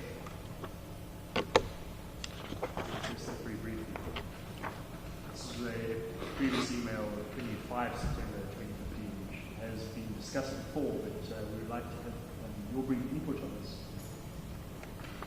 If I can read this email to you, you addressed this to Mr. Kum on 25 September 2015, an hour or so after Mr. Kum's, let me get the timing right. It seems that this preceded Mr. Kum's letter to email to Ms. Myeni that we've just been discussing on 25 September. Is that correct? If I recall correctly, yes. Good afternoon, Heidi. I'm very concerned about the swap transaction and the implication thereof for SAA and South Africa as a whole. Should the Airbus A330 and A320 A330 swap transaction be cancelled?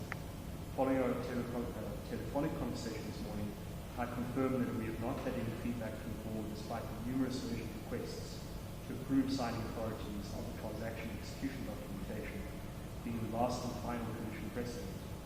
I understand that you have had a meeting with Dr. Tambi and Ms. Kwinana in Johannesburg and that you have not had any formal response from them after the meeting. As requested, deal with the email addresses of the board members for direct communication. And you then attach, or you then forward on the email addresses of the board members. Why did you find it necessary at this point to give Mr. Akum the board members' email address? Okay. We were in constant communication, Mr. Akum and myself and other representatives of Airbus, and they continuously tried to get me to get these documents signed or to get us approval for the documents. And when they had the direct discussions with the board members, eventually I was so frustrated and had nothing more that I could do to convince the board. I actually said to him, why don't you contact them directly? You had the meeting with them. Here are their email addresses and contact them directly. Maybe you've got better persuasion power than I have. Ms. May, you referred here that you are forwarding these emails after Mr. Kuhlman had this meeting, and you mentioned that it had been Ms. Kwinana and Dr. Tangi. Is that correct in the sequence of timelines? Just repeat, please. You refer in your email to the fact that there had already been a meeting between... Okay, this is on 176G. It's 176F, isn't it? Sorry, still an F. Okay. 176F. Yeah, sorry. You mentioned in the passage that I read to you, there had already been a meeting between Yes. and the two board members that were mentioned. Can I then ask you to turn to 176G?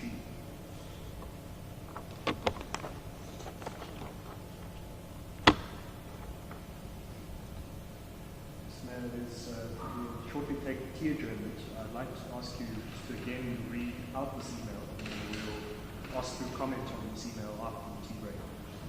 Do you want me to read it now? 176G, if you could read that. Okay.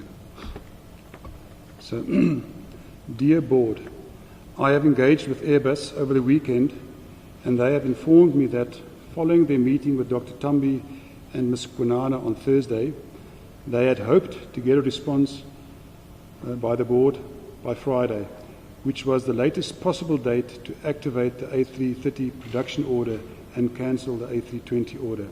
Unfortunately, no response was received, and they were obliged to cancel the A330 transaction and continue with the A320 order, which was already in their production program.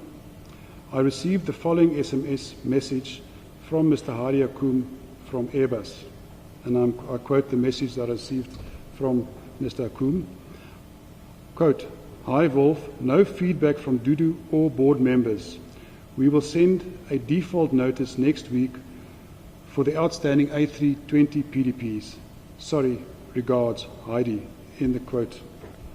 He mentioned telephonically that the board will be informed of the new status on Monday. I must concur with Tony that Airbus have gone out of their way to reinstate the swap transaction at our request to allow us to escape from the onerous A320 deal. The implications to the airline and South Africa is horrendous. First of all, from a cash flow point of view, we immediately need to find 240 million rand to catch up on PDPs to escape a default call on the A320 transaction, which, with the delays in our current funding RFP, the airline can ill afford. Secondly, we need to budget for another 1.2 billion rand in PDPs over the next 18 months. Should we not be able to secure the 240 million within the given time frame, SAA runs the risk of cross defaults being triggered. This means that all our lease and debt agreements have cross default clauses which stipulate that should there be a default on any of SAA's debt, all debt will become immediately payable to lessors and banks. With regard to SAA's 90-day action plan, this transaction and anticipated savings was the core to the plan. This had been communicated to the media already in March this year, together with all the other estimated savings. Furthermore, SAA's budget and 3-year forecast in the corporate plan was based on the premise that the transaction would proceed, as approved by the board and the minister. Some of the targets in the shareholders' compact have been calculated based on the impact of this material transaction. The going concern requirement will have to increase in accordance with the negative impact of the cancellation of this transaction. SAA will have to accept impairments on its bottom line over the next 2 years of in excess of 1.5 billion rand. This excludes the impact on the savings that have been negotiated on the extension of A319 leases.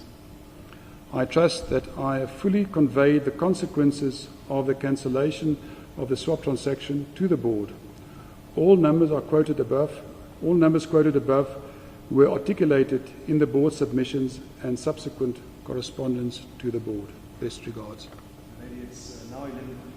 Now be an appropriate time to take tea. Sorry about that.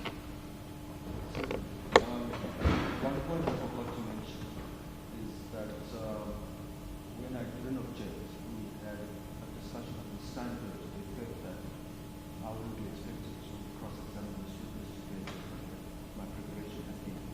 So I'm still in the record that should they finish it today, we agreed that I would only stop at 1.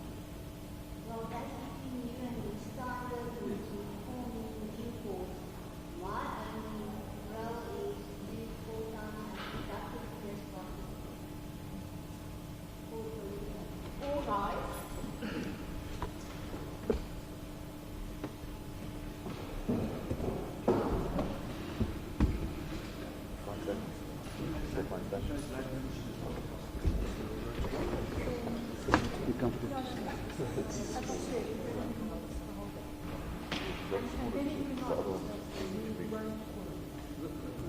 The higher chair.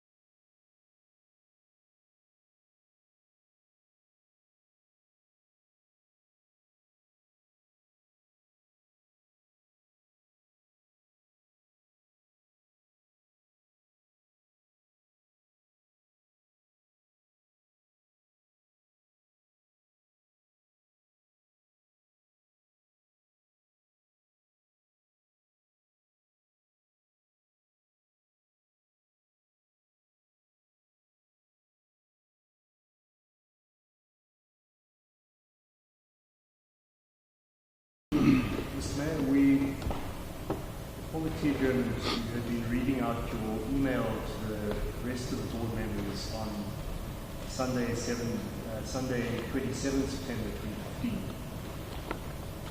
The contents of that email you've read are self-explanatory. Are there any other further remarks you would like to add to what you just read out?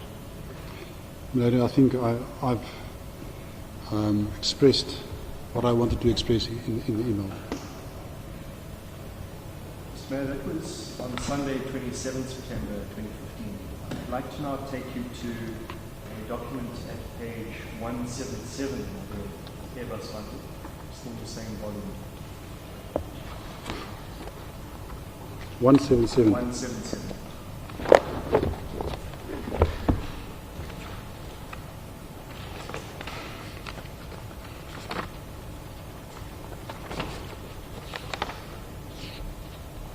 That's the attorney's cases to I don't have a 177.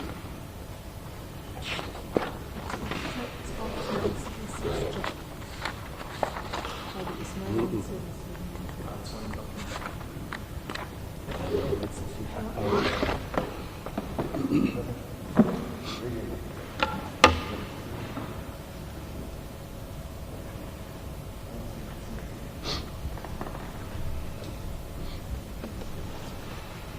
It seems that this is one of those letters that's been used so many times. It seems that the letter's been removed from this bundle. Yeah. Perhaps it's fallen out from one of the previous witnesses. Perhaps as a shortcut, maybe could I ask if we could hand up just an electronic version for witnesses to have a look at this particular document? If there are no objections from my limit friend. Here we are.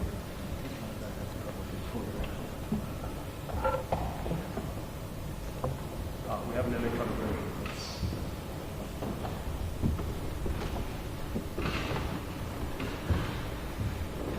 Mr. Mayor, this is a letter from Ms. Myeni directed to Mr. Ministerial, who's been established and as appears from this letter is the President and Chief Executive Officer of Airbus. It is dated under the signature 29 September 2015, but at the top of that letter you'll see that there's also date 17 September 2015. The signature date is 29 September. So I'd like to read this letter to you and then ask for your comment. It states, quote, Dear Mr. Brazier, subject A320, A330 swap transaction. On behalf of the Board of South African Airways, I would like to apologize for the delay in reaching a decision on the A320, A330 swap transaction. You will appreciate that this is a complex transaction, and the full board had to be satisfied that the approved deal is in the best interests of the company and the government of the Republic of South Africa at this point in time. If I can stop at that paragraph, when Ms. Myeni says that she's writing on behalf of the Board of South African Airways, would you care to comment on that? Milady, it is certainly not a letter that is written on behalf of the board. It was never deliberated or discussed at the board. It was never resolved that the chair actually writes this letter to the chairman of Airbus. Have you seen a copy of this letter before it was sent? No, certainly not. To your knowledge, had any other board members seen a copy of this letter before it was sent? I cannot talk for other board members, but certainly I did not see this copy. Mr. Mayor, in the next paragraph, Ms. Myeni goes on to state, quote, I am pleased to inform you that SAA has decided to do this transaction slightly differently by engaging an African aircraft leasing company to engage directly with you. As there has been a delay in reaching this decision, SAA is agreeable to extending the delivery dates by a month or two. This company will then work directly with SAA going forward. I trust you will find the above in order, and yours sincerely, Ms. Dudu Myeni, SAA Board Chairperson. If we can pass that paragraph I just read, Ms. Myeni says that SAA has decided to do this transaction slightly differently. What is your comment on that statement?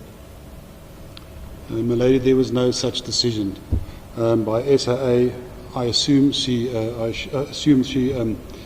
refers to the board, and the board certainly did not take the decision. Whether it was some other managers, I wouldn't know, but certainly not the board. Was there any resolution time to do this transaction slightly different? Milady, there was no time. We were under time pressure here. It was clearly stated in all the correspondence from my side and also confirmed from Airbus' side that there was no time. They had time pressures on their production schedules. They already accommodated us with extending the deadline a couple of times, so there was certainly no time. To change a transaction like this will take months. But also from the internal governance process, we need to go to, there will be a requirement for Section 54 approval, which will at least take 2 or 3 months. This, she was playing with fire. It's very risky, and I don't believe it was responsible for even to assume that they'll just accept it. It was very cheeky of her to actually write a letter like this, knowing that they've repeatedly warned us that they would revert back to the A320 transaction if we don't conclude this as soon as possible. So the then goes on to state that she wants to change this transaction by engaging an African aircraft leasing company to engage directly with you. Were you aware of any African aircraft leasing company at this time? Milady, I was not aware of any African leasing company, and still today I'm not aware that there actually is one. So no, my question is no. When Ms. Myeni states that this is only a slight difference from the existing transaction structure, what is your comment? Milady, it's a major difference to the transaction. First of all, it's not just within SAA that it's a slight change. It's within Airbus itself. They've got very strict regulatory and government procurement processes. From their perspective, they don't just hand out deals to lessors. They go through a proper due diligence process to actually vet the lessors. So I don't understand how she could have expected that they'll just. And by the way, milady, they have mentioned it to her in previous correspondence that it cannot be done. Ms. Mayor, you referred to the previous correspondence from Airbus to Ms. Myeni. In light of that previous correspondence, what do you make of Ms. Myeni's statement that SAA is agreeable to extending delivery dates by a month or two? Once again, just by reading that, it's actually embarrassing to see this in the context of all the correspondence, that she just comes out of the blue and say SAA is agreeable to that. It was not SAA to be agreeable. We needed Airbus's consent to this, which they never gave. And Ms. Myeni then states and concludes that paragraph, this company will then work directly with SAA going forward. What do you make of that statement? As I said, what company? There is no company to be established. I know that she wanted this company to have links with the PIC and some government institutions. Just to establish a company is a Section 54 application on its own, which will take months. Not to mention the further processes, just to establish a vehicle like that. So, as far as I'm concerned, there was no such vehicle, and there is still no such vehicle. What did you make of the fact that this was a non-executive chairperson writing to the president and CEO of the supplier? Once again, milady, highly irregular and not the type of conduct that you would expect from a reputable chairperson. Ms. Mayor, when did you become aware of this letter to Airbus? I cannot tell you, milady, exactly when, but it was after the fact. Ms. Mayor, you've already explained your reaction in some detail, but when you first had sight of this letter, what was your immediate response? I was actually shocked and once again embarrassed. I mean, all this time, with all the correspondence, with all the facts on the table, and then at the end, after Airbus warns us repeatedly, please finalize this transaction. And by the way, my lady, an important point to mention is that from the outset, Included in this transaction is a clause that clearly stipulates that Airbus has the right to sell down this transaction. Airbus, their main core business is the production of aircraft, not leasing aircraft. So their intention was always to actually sell down this transaction to another lessor. And I mentioned that to the Chair, that if there is such a vehicle established later, it could still be done. It just needed to be vetted. It will go through the due diligence processes from Airbus, but it was never impossible to have that South African vehicle included in the process. But from a timing point of view, it was just impossible at that point in time. So, Mr. Mayor, am I understanding correctly your testimony is that it could have been possible to engage an African aircraft leasing company at some point?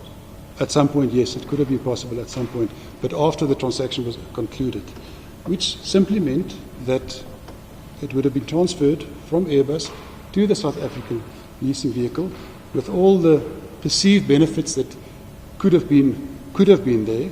It was possible, but not at that point in time, due to the time pressure. So, possible, but not at that point in time? No. Was this idea to engage an African aircraft leasing company therefore any reason to delay the swap transaction? Milady, not at all. Once again, the repeated urgency as communicated and impressed by Airbus and us, the management. Mr. Mayor, I'd like to take you to the next document, maybe after 177. This is in hard copy. It's at page 178.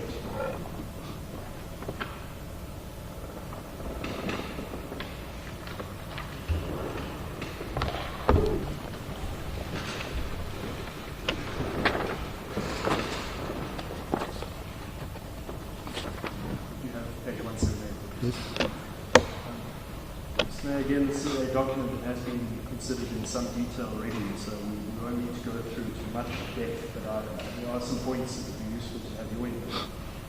You will see that these are titled Minutes of the Special Meeting of the SAA Board of Directors held on Tuesday, 29 September 2015. You'll also note from the very last page of that document, which is 188,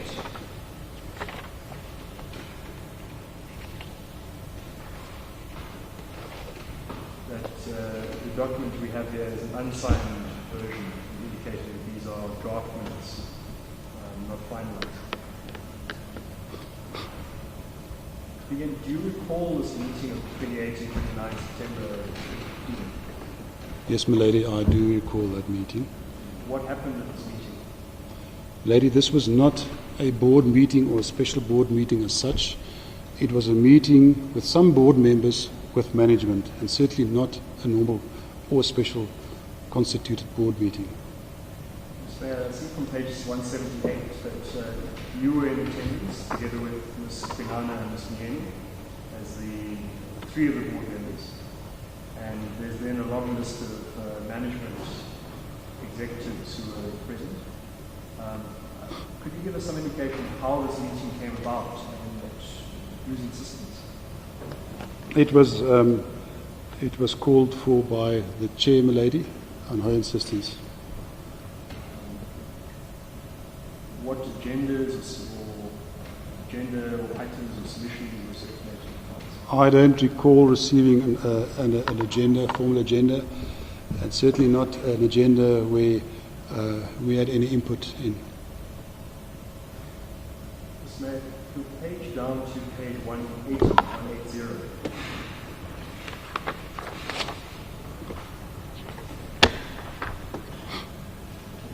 The final item on page 180, which is headed Conclusion of the A320 A330 swap transaction. If I can read that to you and ask your comment. It says, quote, it was agreed that the response to the Minister should state that the structure of the A320's transaction was being reviewed by the board, and it was observed that the local aircraft leasing company was a better option for SAA. What is your comment on that statement that's made there?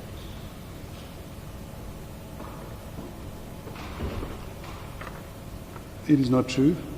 At no point in time did the board deliberate on this and come to this conclusion or reach this resolution.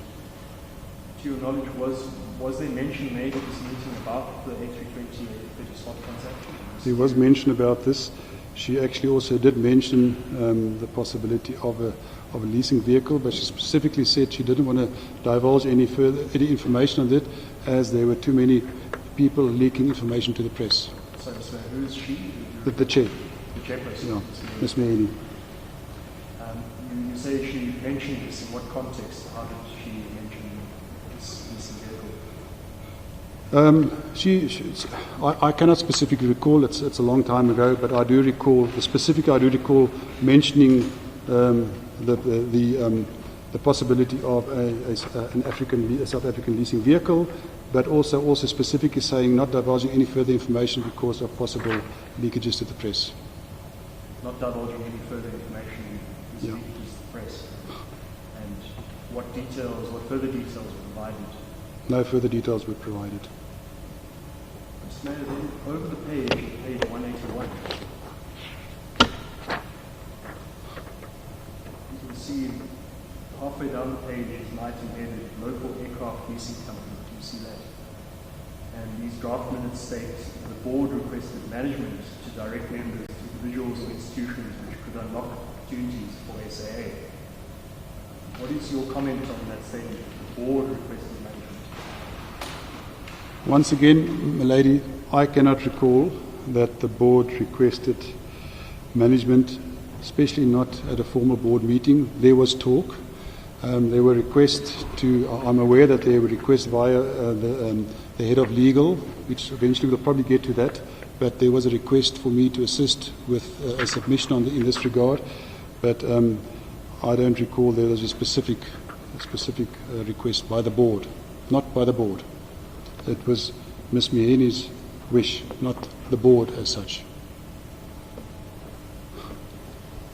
Mr. Mayor, just to round out this item, there was an email exchange later in November of 2015 where these draft minutes were then circulated. If you find the page reference for you. The exchange was on 3 November. And the page is at page 216 of volume 4. 216 of volume 4.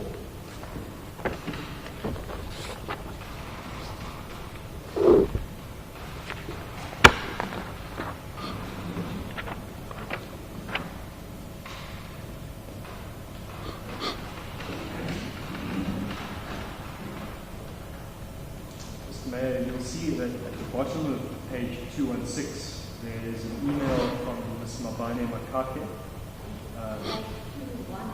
216. Is your relationship there?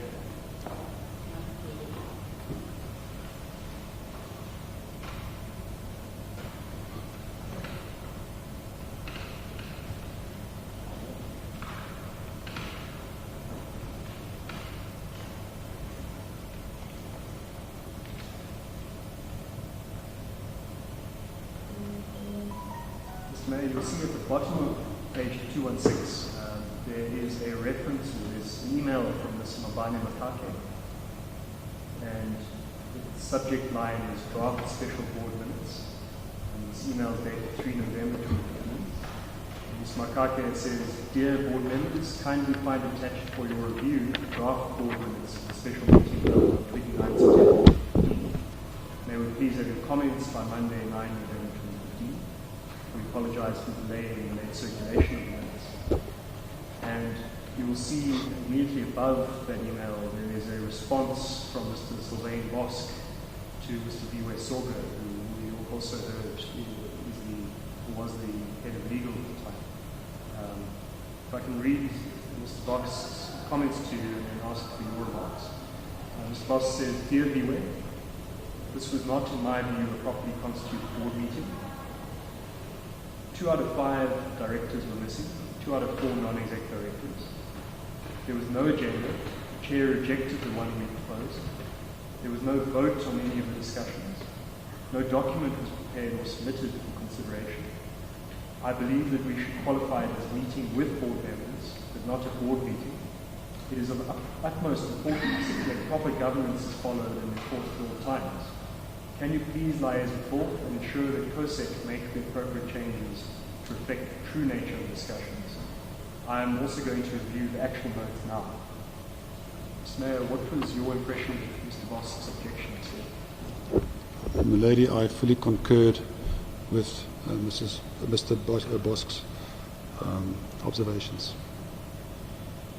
Mr. Mayor, later on there's a further email from Mr. Bosk. Here's at page 218.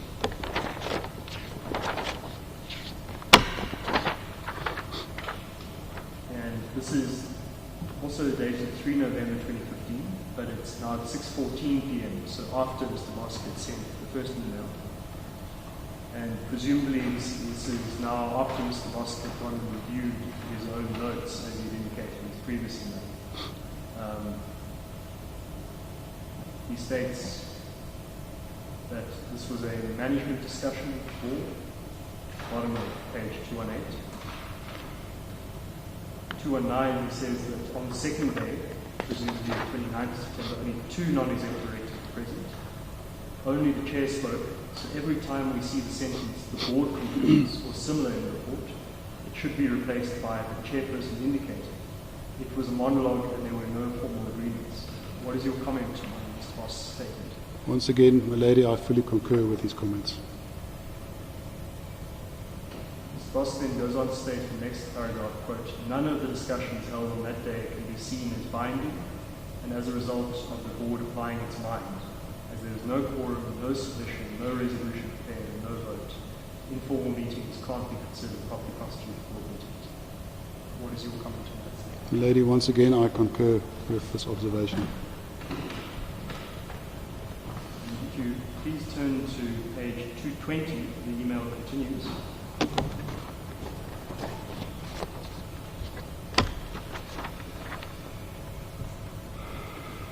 You will see that in the second last paragraph, Mr. Bosk states the following quote, on the A320 swap transaction, it was not agreed, it was dictated by the chair.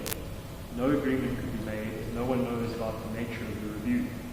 We discovered this piece of news there, same as the board members present.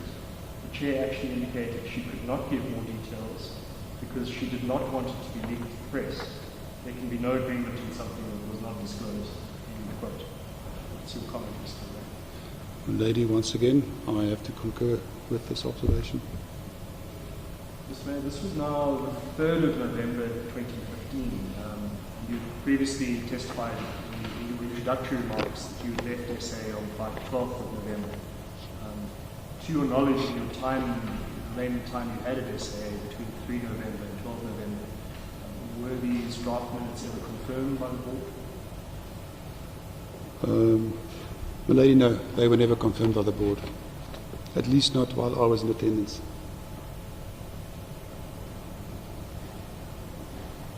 Mr. Mayor, that addresses the issue of the 28th and 29th September meeting.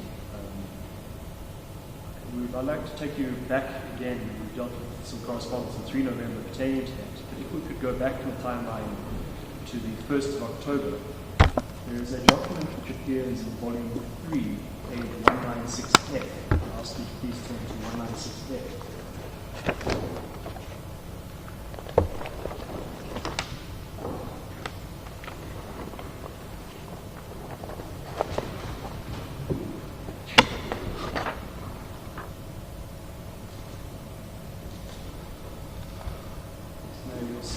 Halfway down the page, this is one of those documents where there's an email chain, so we'll go backwards in the chain. But starting at 196F, there is an email here from Mr. Jerome Precarious. It's slightly different pronunciations. But the date is 1 October 2015, and it is addressed to yourself and Ms. Tudu Myeni. If I could read this email to you and then ask again for you to give your views on it. The email states, Dear Tuli, dear Hall, based on the letter from South African Airways Chair received yesterday by Airbus, it it seems that the board hasn't approved the A320 swap by A330-300 yet. As explained in Hadi Akum letter dated 27 September 2015, SAA is forcing us to go back to the A320 agreement until the A330 contract is approved. Therefore, you are going to receive a request for outstanding PDPs of US dollar 16.873.719, 16.8 million US dollars, and another PDPs request for the soon to come November 2015 PDPs of US dollars 22.421.660 billion. These PDPs will be added to the already received PDPs, and should SAA decide to move forward with the A330 agreement, return to SAA based on the document signed on 31 July 2015. Very best regards, Jerome. Mr. Mayor, what is your comment specifically on the statement that there are PDPs now immediately due and further PDPs in November? Milady, I was not surprised. I expected this. I mean, this has been going on for some time. They've warned us and they've pleaded with us to finalize the transaction, and I did expect this to eventually happen. Mr. Mayor, you will see immediately above that email, there's an email that starts on page 196E and then continues on to 196F. You can have a look at the bottom of 196E, but if you keep 196F with you as well. Here there is a response from Mr. Ruth Kibuka, the Company Secretary of SA, and it's dated 3 October 2015. And it is to Mr. Jerome Precarious. Again, I'll read the email to you and then ask the response. Ms. Kibuka states, Dear Jerome, the trailing email below, which was Mr. Precarious' email of 1 October, the trailing email below was forwarded to me by the acting CEO. States, we are concerned about the contents of the letter, especially the opening line that quote, based on the letter from the South African Airways chair received yesterday by Airbus, it seems the board hasn't approved A320 swap by A330 yet. Mr. Booker goes on to state on 196F. The SAA board approved the A320 swap by A330, and there has been no change in that regard. The slight change in this transaction is that the letter refers to in respect of how A330s will be funded under the project. The board has opted to engage an African aircraft leasing company which will provide financing for the A330s. Could I ask you to please comment on the paragraph that I've just read to you, specifically where Mr. Booker says that the slight change in the transaction the letter refers to is in respect to how the A330s will be funded.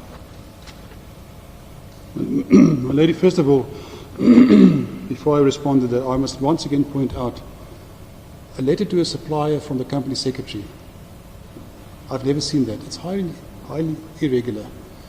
Furthermore, obviously it was dictated to by the chair. So this also demonstrates that the chair has taken over completely a role as an executive in the company and not sticking to her mandate as a non-executive board member. So it's actually unbelievable what we're seeing here. Secondly is the fact that it's a slight change. As I mentioned before, there is no slight change. This is a significant change, and that's also been indicated by Airbus that it's not a slight change. It's a whole procurement and compliance regulatory process on their side. There's no slight change in this. And also they said any such change, the impact would be revert back to the PDP payments, which we could not afford. So, Mr. Booker also states in the last sentence of the passage I read to you that the board has opted to engage an aircraft leasing company which will provide financing for A330s. What is your response to that statement? Once again, lady, I cannot comment on how and what will happen to the financing. It just became blurred. Then it was a financing vehicle, then it was a leasing vehicle, then they would provide financing. A leasing vehicle doesn't provide financing. Then it was a purchase transaction, then it was a lease transaction. So I'm not sure exactly what is meant. What I do know is that there was no finance vehicle at that point in time, and to make statements what the finance vehicle would do if the finance vehicle didn't even exist is actually far-reaching. So I couldn't understand that. Mr. Mayor, specifically that statement that the board has opted to this leasing vehicle. Once again, there was no resolution by the board. There was no discussion by the board. There was no board resolution at this point in this regard, at least not where I was present. Like what you stated, there is no board resolution. Can we then look at the emails that follow in this chain? So we've read Ms. Kibuka's response in 3 October. If you can look at the top of page 196E,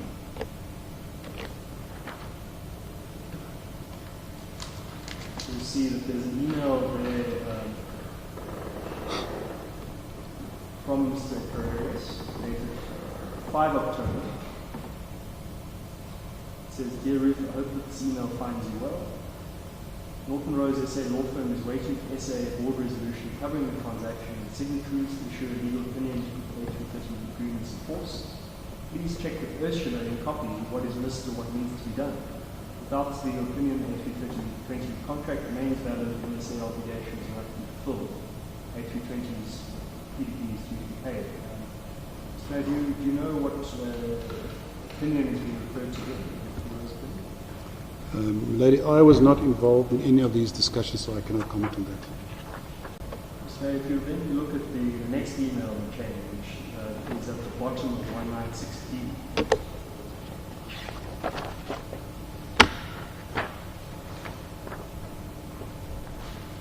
This is an email that you were not directly copied in on at the time, but it's dated 5 October 2015 from Ruth Kibuka to Ursula Ficoletti, and copying in Ms. Tulian Shea. Ms. Kibuka states here, "Hi Ursula, as per the email below," which would be a reference to Mr. Precarious' email, "kindly confirm with Norton Rose the format of the board resolution required in order to give effect to the A320 swap transaction to be financed by an African aircraft leasing company." What do you make of this statement that the format of the board resolution is still required to give effect to this deal?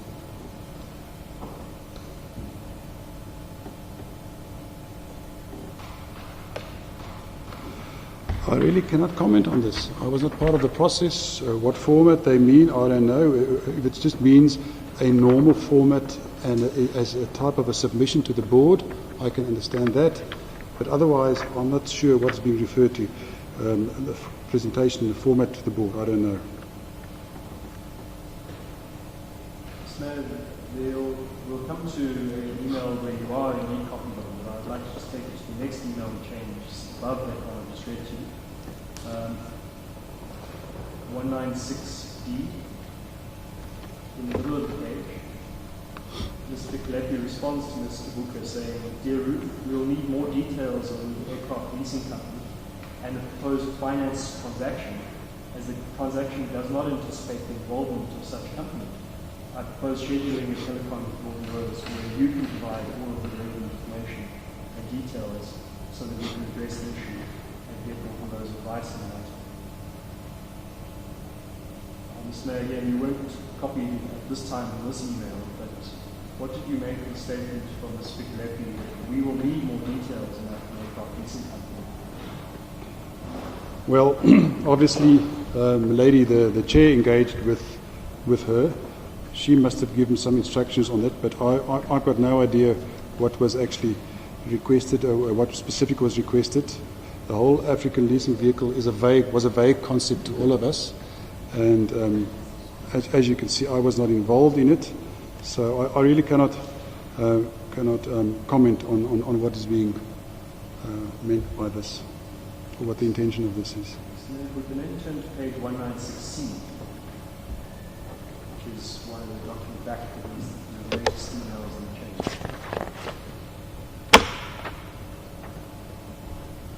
At this point, there is an email that's forwarded to you from Ms. Tulian Shea, as you'll see halfway down the page. And the email that's forwarded to you is at the bottom of that page from Ms. Ursula Ficoletti to Ms. Kibuka. And she states, "Hi Ruth, I refer to our discussion and our telephone conversation with Morgan Rose this afternoon. As discussed, we will request finance to prepare a submission to the board on the details of the involvement in the new aircraft leasing company and swap transaction. Once we have received the board resolution based on this submission, we will send to and instruct Morgan Rose in order for them to assist in finalizing the swap transaction in order for it to be effective." Mr. Mayor, that email then appears to have been forwarded to you by Ms. Tullian Chair, and at the top of the page you respond on 5 October 2015, stating, "I refuse to do a submission that is forced onto me without properly understanding the vehicle. It would be irresponsible of me. Besides, the Chair refused to speak to me about this." Could you elaborate on what it was that you were refusing there? Okay. The lady, I would just like to also just point out that the chain of communication, I'm not involved at all. As a CFO, I'm not involved. It goes from the chair to legal and the secretary, from the correspondence between the secretary and the head of legal.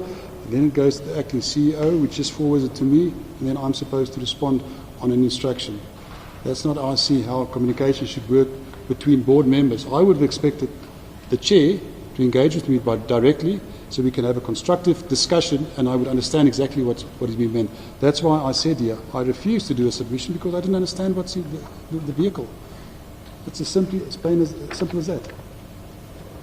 So what significance do you attach to the fact that you are now being asked to make a submission for a board resolution on some leasing vehicle? I assume the lady is just at the end of the gate to give some credence to this submission that it comes from the CFO or from finance. But the instruction went all along and no direct communication between board members on this matter, meaning the chair and myself as a board member. Mr. Mayor, of course, in the timeline, Ms. Myeni had written to Airbus on 29 September saying SAA has decided.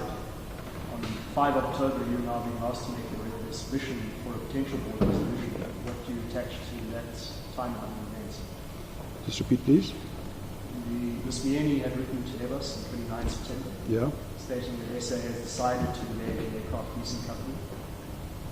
On 5 October, you are now being asked to prepare a submission on the engagement of an aircraft leasing company. What do you attach to that? Okay, so my comment would be already stating the fact that there would be a finance leasing vehicle to the supplier, and now only starting the first step of the process to get approval for creating this type of finance vehicle. So it just shows that there was, at the time, communicating to the supplier and bringing the supplier under the impression that there is a vehicle and the vehicle would be involved in this. We still haven't done the first step of getting approval or just a submission to the board. Sorry.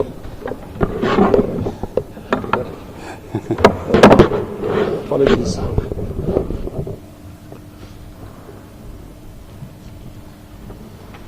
I lost my track. So you were saying that only now you're being asked Yes. to prepare a submission. Yes. Anything further you'd like No, to there's add? nothing further I would like to add. Mr. Mayor, the next item of correspondence in this timeline, which also was on 5 October 2015, appears at page 196A, which is in fact the document immediately before the document I've just listed. 196A. I've got 196, but no 196A. 196 capital A. No.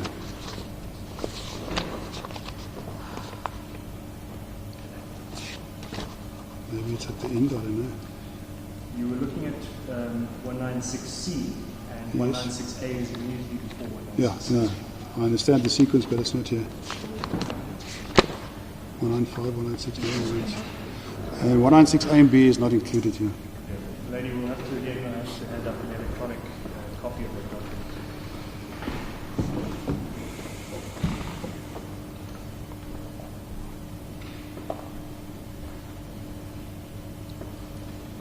Mr. Mayor, you'll see at 196A there's now a letter dated 5 October 2015 from Mr. Fabrice Bregier, who we established President and CEO of Airbus, and it is addressed to Ms.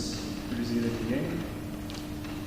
And Mr. Brazier then sets out his response to the letter of 29 September 2015. Again, this is another letter which has been dealt with some length already, so I'm not going to ask you to read it. You don't need to read it with the record again.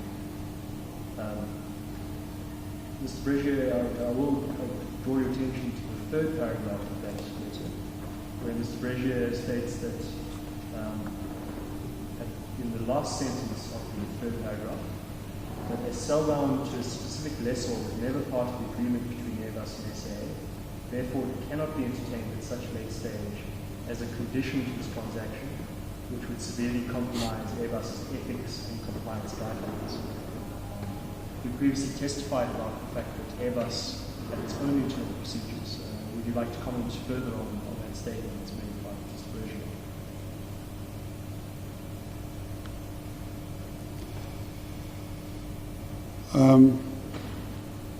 Once again, Mr. Brazier reiterated what was previously corresponded to Milady, that the sell down to a specific lessor was never part of the transaction. And he's just emphasizing that fact again, and that it cannot be entertained. So once again, various correspondence, it was stated explicitly by various, up to the CEO and chairman of Airbus, that it cannot be entertained. Yet the chair continued ignoring this fact and just continuing on with her own motivation and will. Over the page on 196B. Okay, that's also not there. Okay, but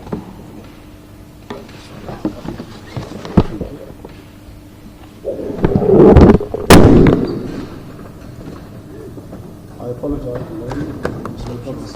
Lady, if you may make a request, to try and secure the microphone during the lunch break.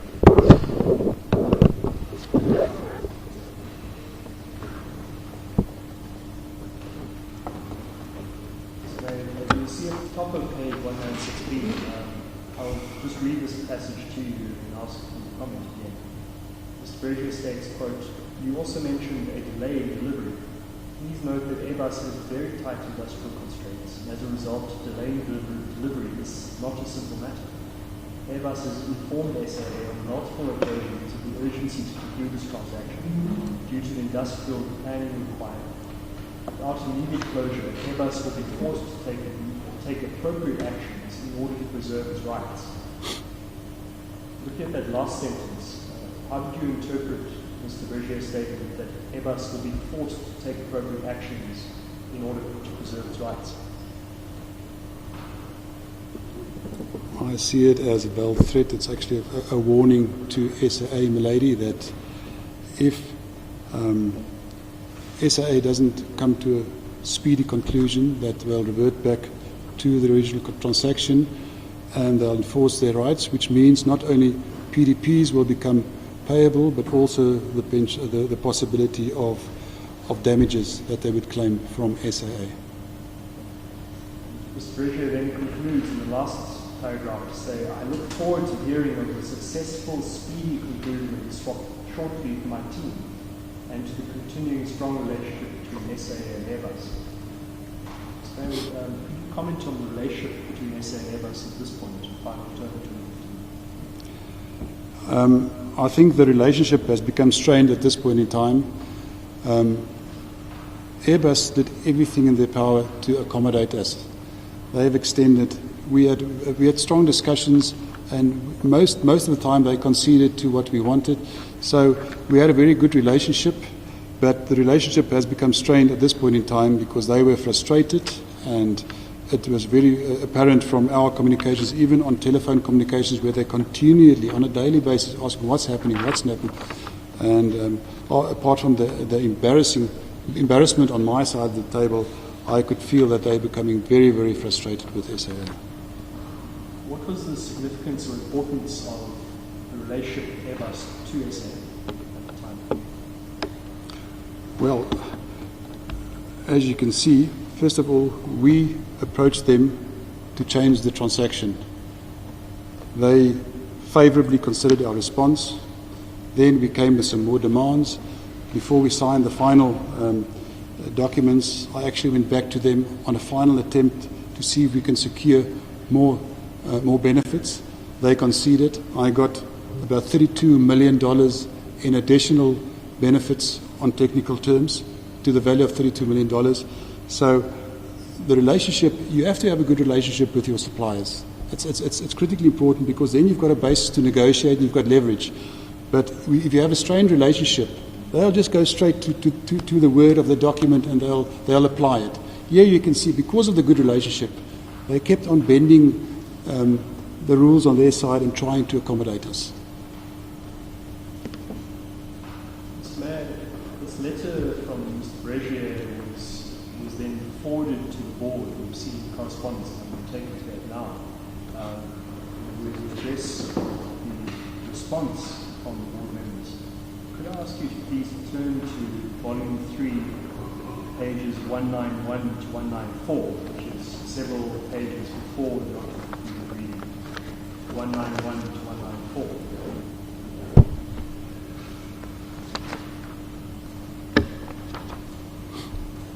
In fact, this document chain begins at page 189, but I'd like to start by taking you to 193, bottom of 193. Again, we'll work our way backwards through our chain and follow. 193. 193. Yes. Mr. Mayor, you'll see that it's actually, in fact, the very bottom of 193 over to 194.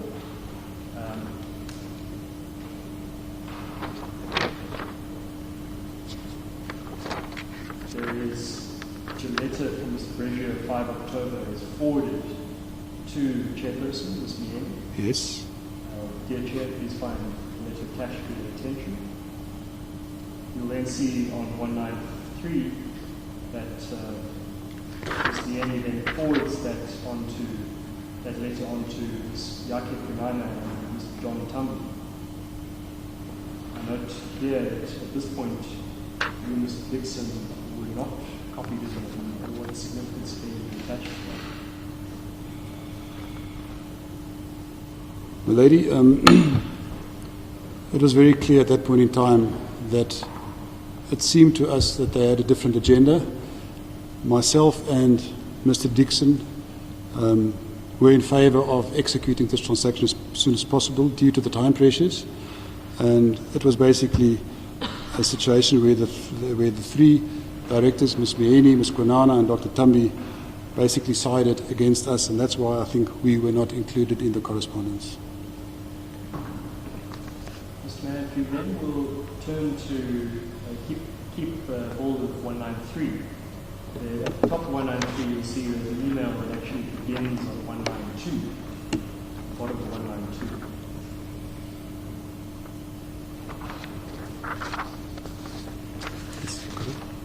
You'll see there's an email from Ms. Yaki Kunana, which is the next day, 6 October 2015, at 9:25 p.m. So from the timeline here, almost 36 hours after the letter has been received from Mr. Bregier. And Ms. Kunana now copies yourself and Mr. Dixon in on these email exchanges. She states, Dear Chairperson, I note the urgency of concluding this transaction, and I also note the questions and concerns that you raised, and I note the notes prepared by Dr. Tambi in respect to this transaction. Basically, this is a very expensive transaction to SAA, and everybody agrees with it. The question that I still have is that was this swap supported by an approved network plan, or put it differently, could it happen that we ordered 10 A320s that we did not need? I know that we have to make a decision like yesterday, which makes me even more scared and skeptical. Previously, we've been having a transaction advisor to advise us on such an important decision, which will bind the airline for many years to come, as in the case of the 10 A320s that we are currently battling with. My recommendation is that we need a transaction advisor who will guide us in our decision, so that we can in future, when our decisions are queried by board members past our time, say we based our decision on the advice of a reputable transaction advisor. Mr. Mayor, what is your comment on this email from Ms. Quinana? Milady, it's actually unbelievable that a board member at this stage of the transaction, after all the work has been done, LOI signed, board approved, unconditional approval by the minister, conditional approval by the minister, coming to at this late stage, and the board member asks here, and I'm going to quote here, the question that I still have is that, was this swap supported by an approved network plan, or put it differently, could it happen that we ordered A320s that we did not need? I mean, that sentence just blows me. That was dealt with. We know what the context is. We know that in the fleet plan, we still need the A320s, and it was discussed previously as part of the risk mitigation from the minister, that what is our risk mitigation to ensure that we still get the A320s that we need. The response was we renegotiated contracts on the 319s to substitute these 320s. That just deals with that one. To get to a transaction advisor at this point in time blows my mind, and also begs the question, why at this point in time? Is there something else behind this?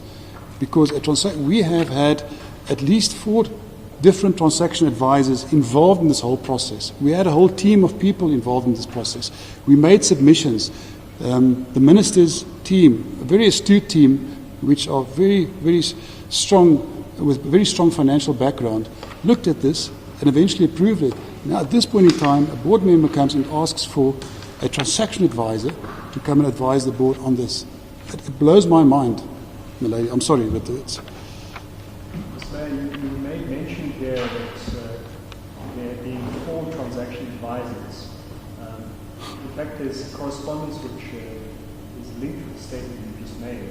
Could I ask you just to turn back, keep hold of that page you have, but just to turn back to page 189, which is the latest email in the chain of correspondence.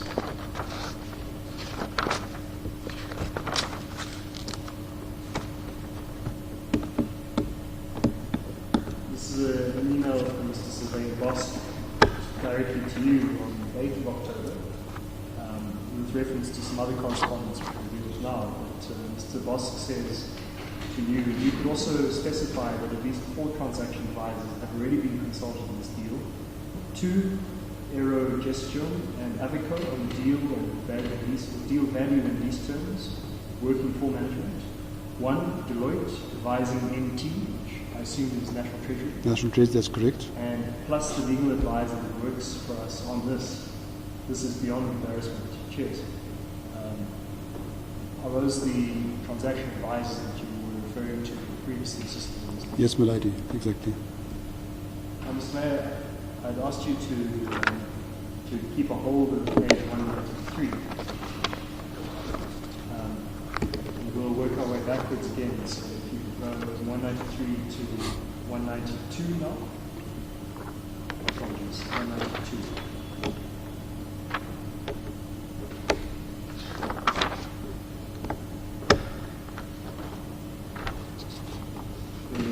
At the top of the page, in response to Ms. Quinana's email of 6 October 2015, there is a response from Dr. Myeni rather, at 10:03 p.m., so it's half an hour after Ms. Quinana's email, on the 6th of October. And Ms. Myeni now states, "Dear Chairperson of Audited Risk, I support this and would rather try and expedite this by writing to the entire board. I know that 2 members of the board, being Mr. Dixon and the CFO, approved this long ago, but after EXCO mentioned that they had never interrogated the swap at the EXCO meeting, it was evident that this was only done by a few people and then round robin to the rest of the EXOC, I assume the EXCO. Yes. Round robin to the rest of the EXOC members. There was absolutely no ownership of these huge numbers at EXCO level. Can this stand public scrutiny? I take your advice and will send a memo to the board." There's a lot to unpack here, but could we begin with the statement that where Ms. Myeni states that 2 members of the board, being Mr. Dixon and the CFO, approved this long ago in the transaction. What is your comment on that statement? Lady, I don't understand this this claim of hers, because the full board approved this transaction, not only 2 members. Hence, after that, we had the Section 54 application. The Section 54 application would never have gone to the minister if the full board didn't approve this transaction. It's beyond my comprehension how she can say only 2 members of the board approved this transaction. She then says that EXCO mentioned that they had never interrogated the swap at the EXCO meeting, and that this was done only by a few people. What's your comment on that? That is also not true. There was a stage that we didn't have regular EXCO meetings. There was a stage when we were engaged with the 90-day action plan, which was headed up by Nico Besaidner, the CEO. We had weekly meetings with some members of EXCO and other members which were designated to be part of the team, and we've given weekly feedback on the progress on this transaction. There were no EXCO meetings at the time because we were labelled as the War Cabinet, looking at the 90-day action plan. This was a very important part of this 90-day action plan, and over and above, this was well communicated to the board, as all the correspondence indicates. So who was on that War Cabinet that you referred to? It was myself, Nico Besaidner, it was Sylvain Bosk, it was Barry Parson, it was, I think, the lady from legal, her name escapes me now. Not Mrs. Fikile, it was Fikile Tabete, I think. And 1 or 2 more, I cannot specifically remember. They were on this, let's say, war committee. War cabinet, sorry. War cabinet. There'd also been mentioned for a previous witness from Treasury that there'd also been meetings between management and Treasury scheduled on a weekly basis. Could you confirm that? Lady, I can absolutely confirm that. Treasury were involved at all stages. And I can also confirm that the board, meaning Ms. Myeni and Ms. Kwinana, was very unhappy and dissatisfied with the fact that we engaged with National Treasury on a weekly basis. They said that the airline should be run by the board and not by National Treasury. When you say that they said the airline should be run by the board, when did Ms. Myeni or Ms. Kwinana convey this to you? I cannot recall the exact date or when it was, but that was clearly stated by them that we should stop meeting with them on a regular basis. So if we go back to this email from Ms. Myeni at page 192, she states in the final or the last few sentences, there was absolutely no ownership of these huge numbers at extra level. What do you make of that statement? It's an unfounded statement, lady. I don't understand that. With all the correspondence, with all the people involved, I cannot understand that she can actually make a statement like that. And Ms. Myeni then says in the final line, I take your advice and will send a memo to the board.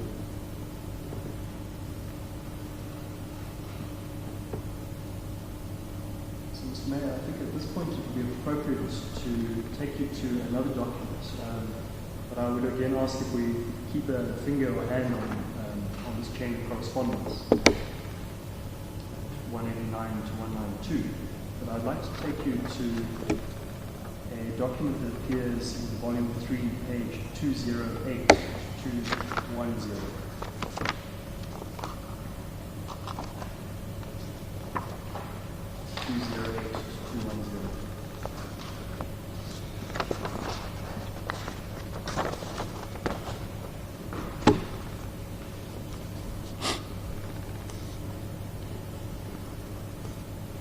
Mr. Mayor, in the passage that I just read for you from Ms. Myeni's email of 6 October, she indicated that there would be a further memo that she would be sending to the board.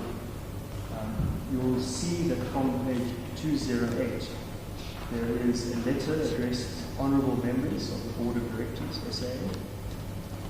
And if you would page over to page 210, you will see that it is written by Mr. Dudu Myeni, not signed and not dated. But could you recall, to your knowledge, do you remember receiving a document like this? Lady, yes, I do recall seeing it. I'm not sure whether it was just an email, unsigned, but I do recall seeing this email. Was this forwarded to you by Ms. Myeni or on behalf of Ms. Myeni? If I recall correctly, it was by email. Mr. Mayor, it's an important document, so I would like to read various passages to you and ask you to comment as we go along. If I can take you back to page 208.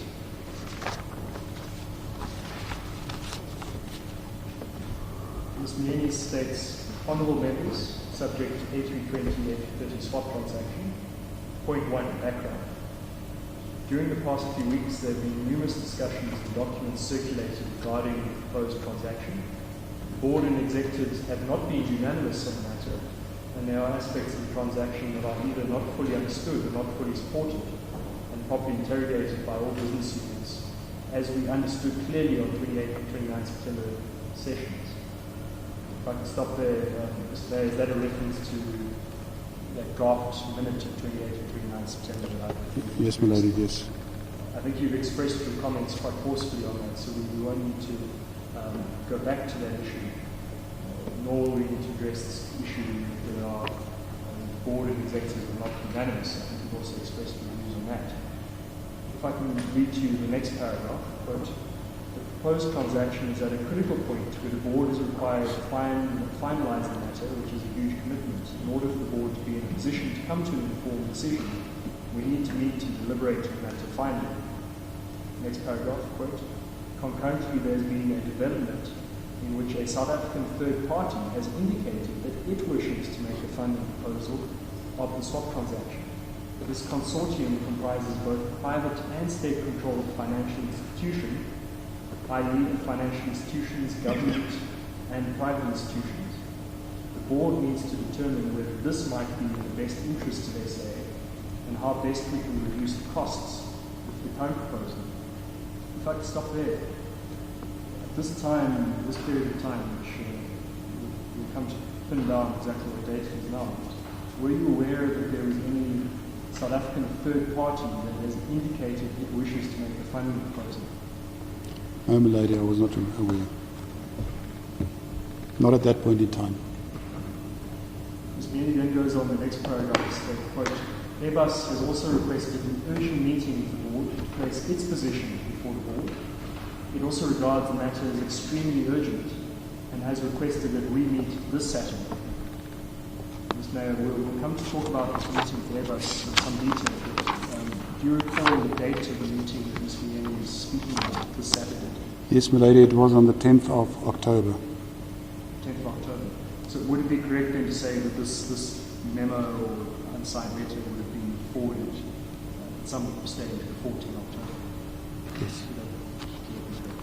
I don't see a date on here. Is there a date on here? There's no date on this document.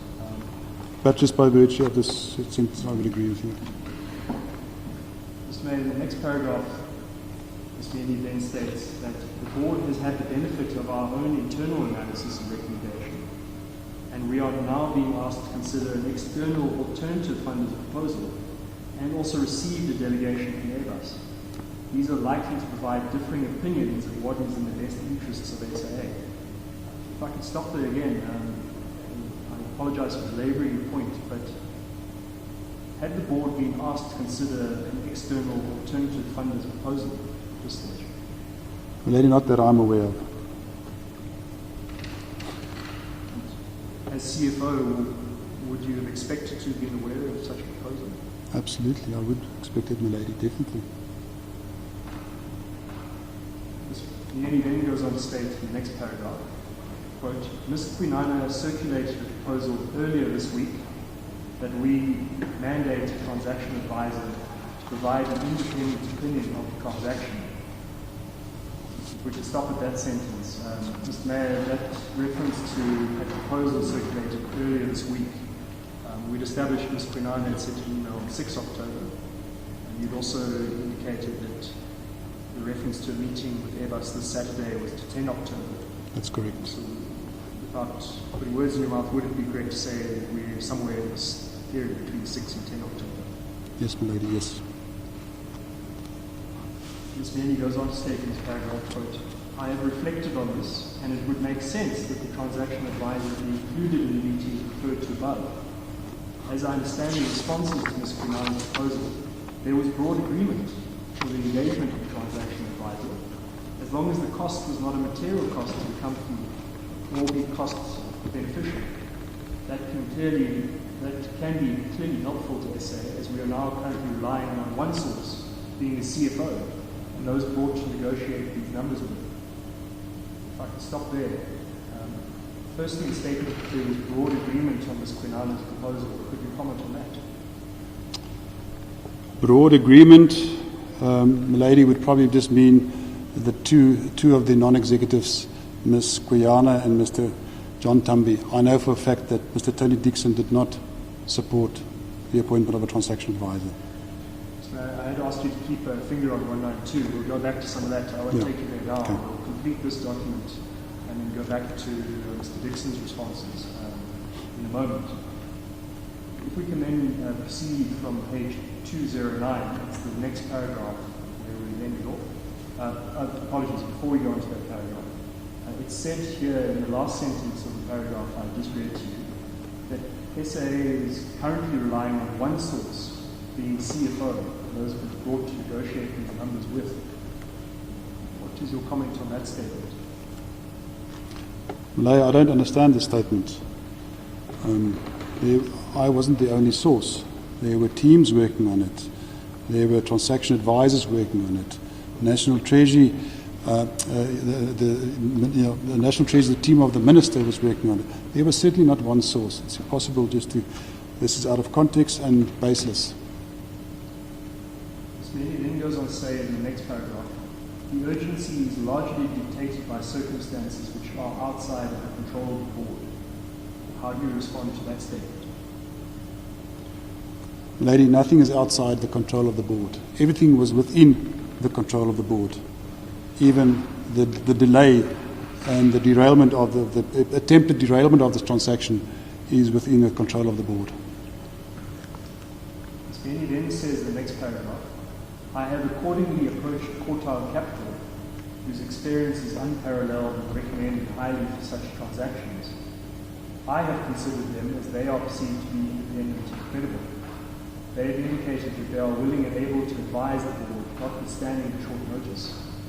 Members are invited to suggest any other reputable transaction advisors who may have the experience and availability to assist in this matter on an urgent basis.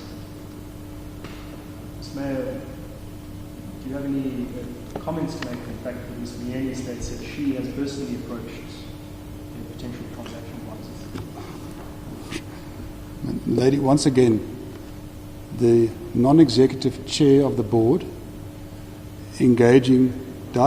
approaching directly potential suppliers, ignoring procurement governance procedures totally. And that's become the norm there. She just acted as if she was an executive, ignoring the actual executives, and just went on her own tangent. There's absolutely a total disregard for any procurement compliance procedures.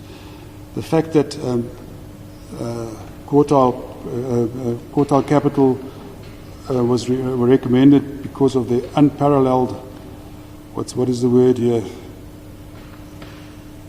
experience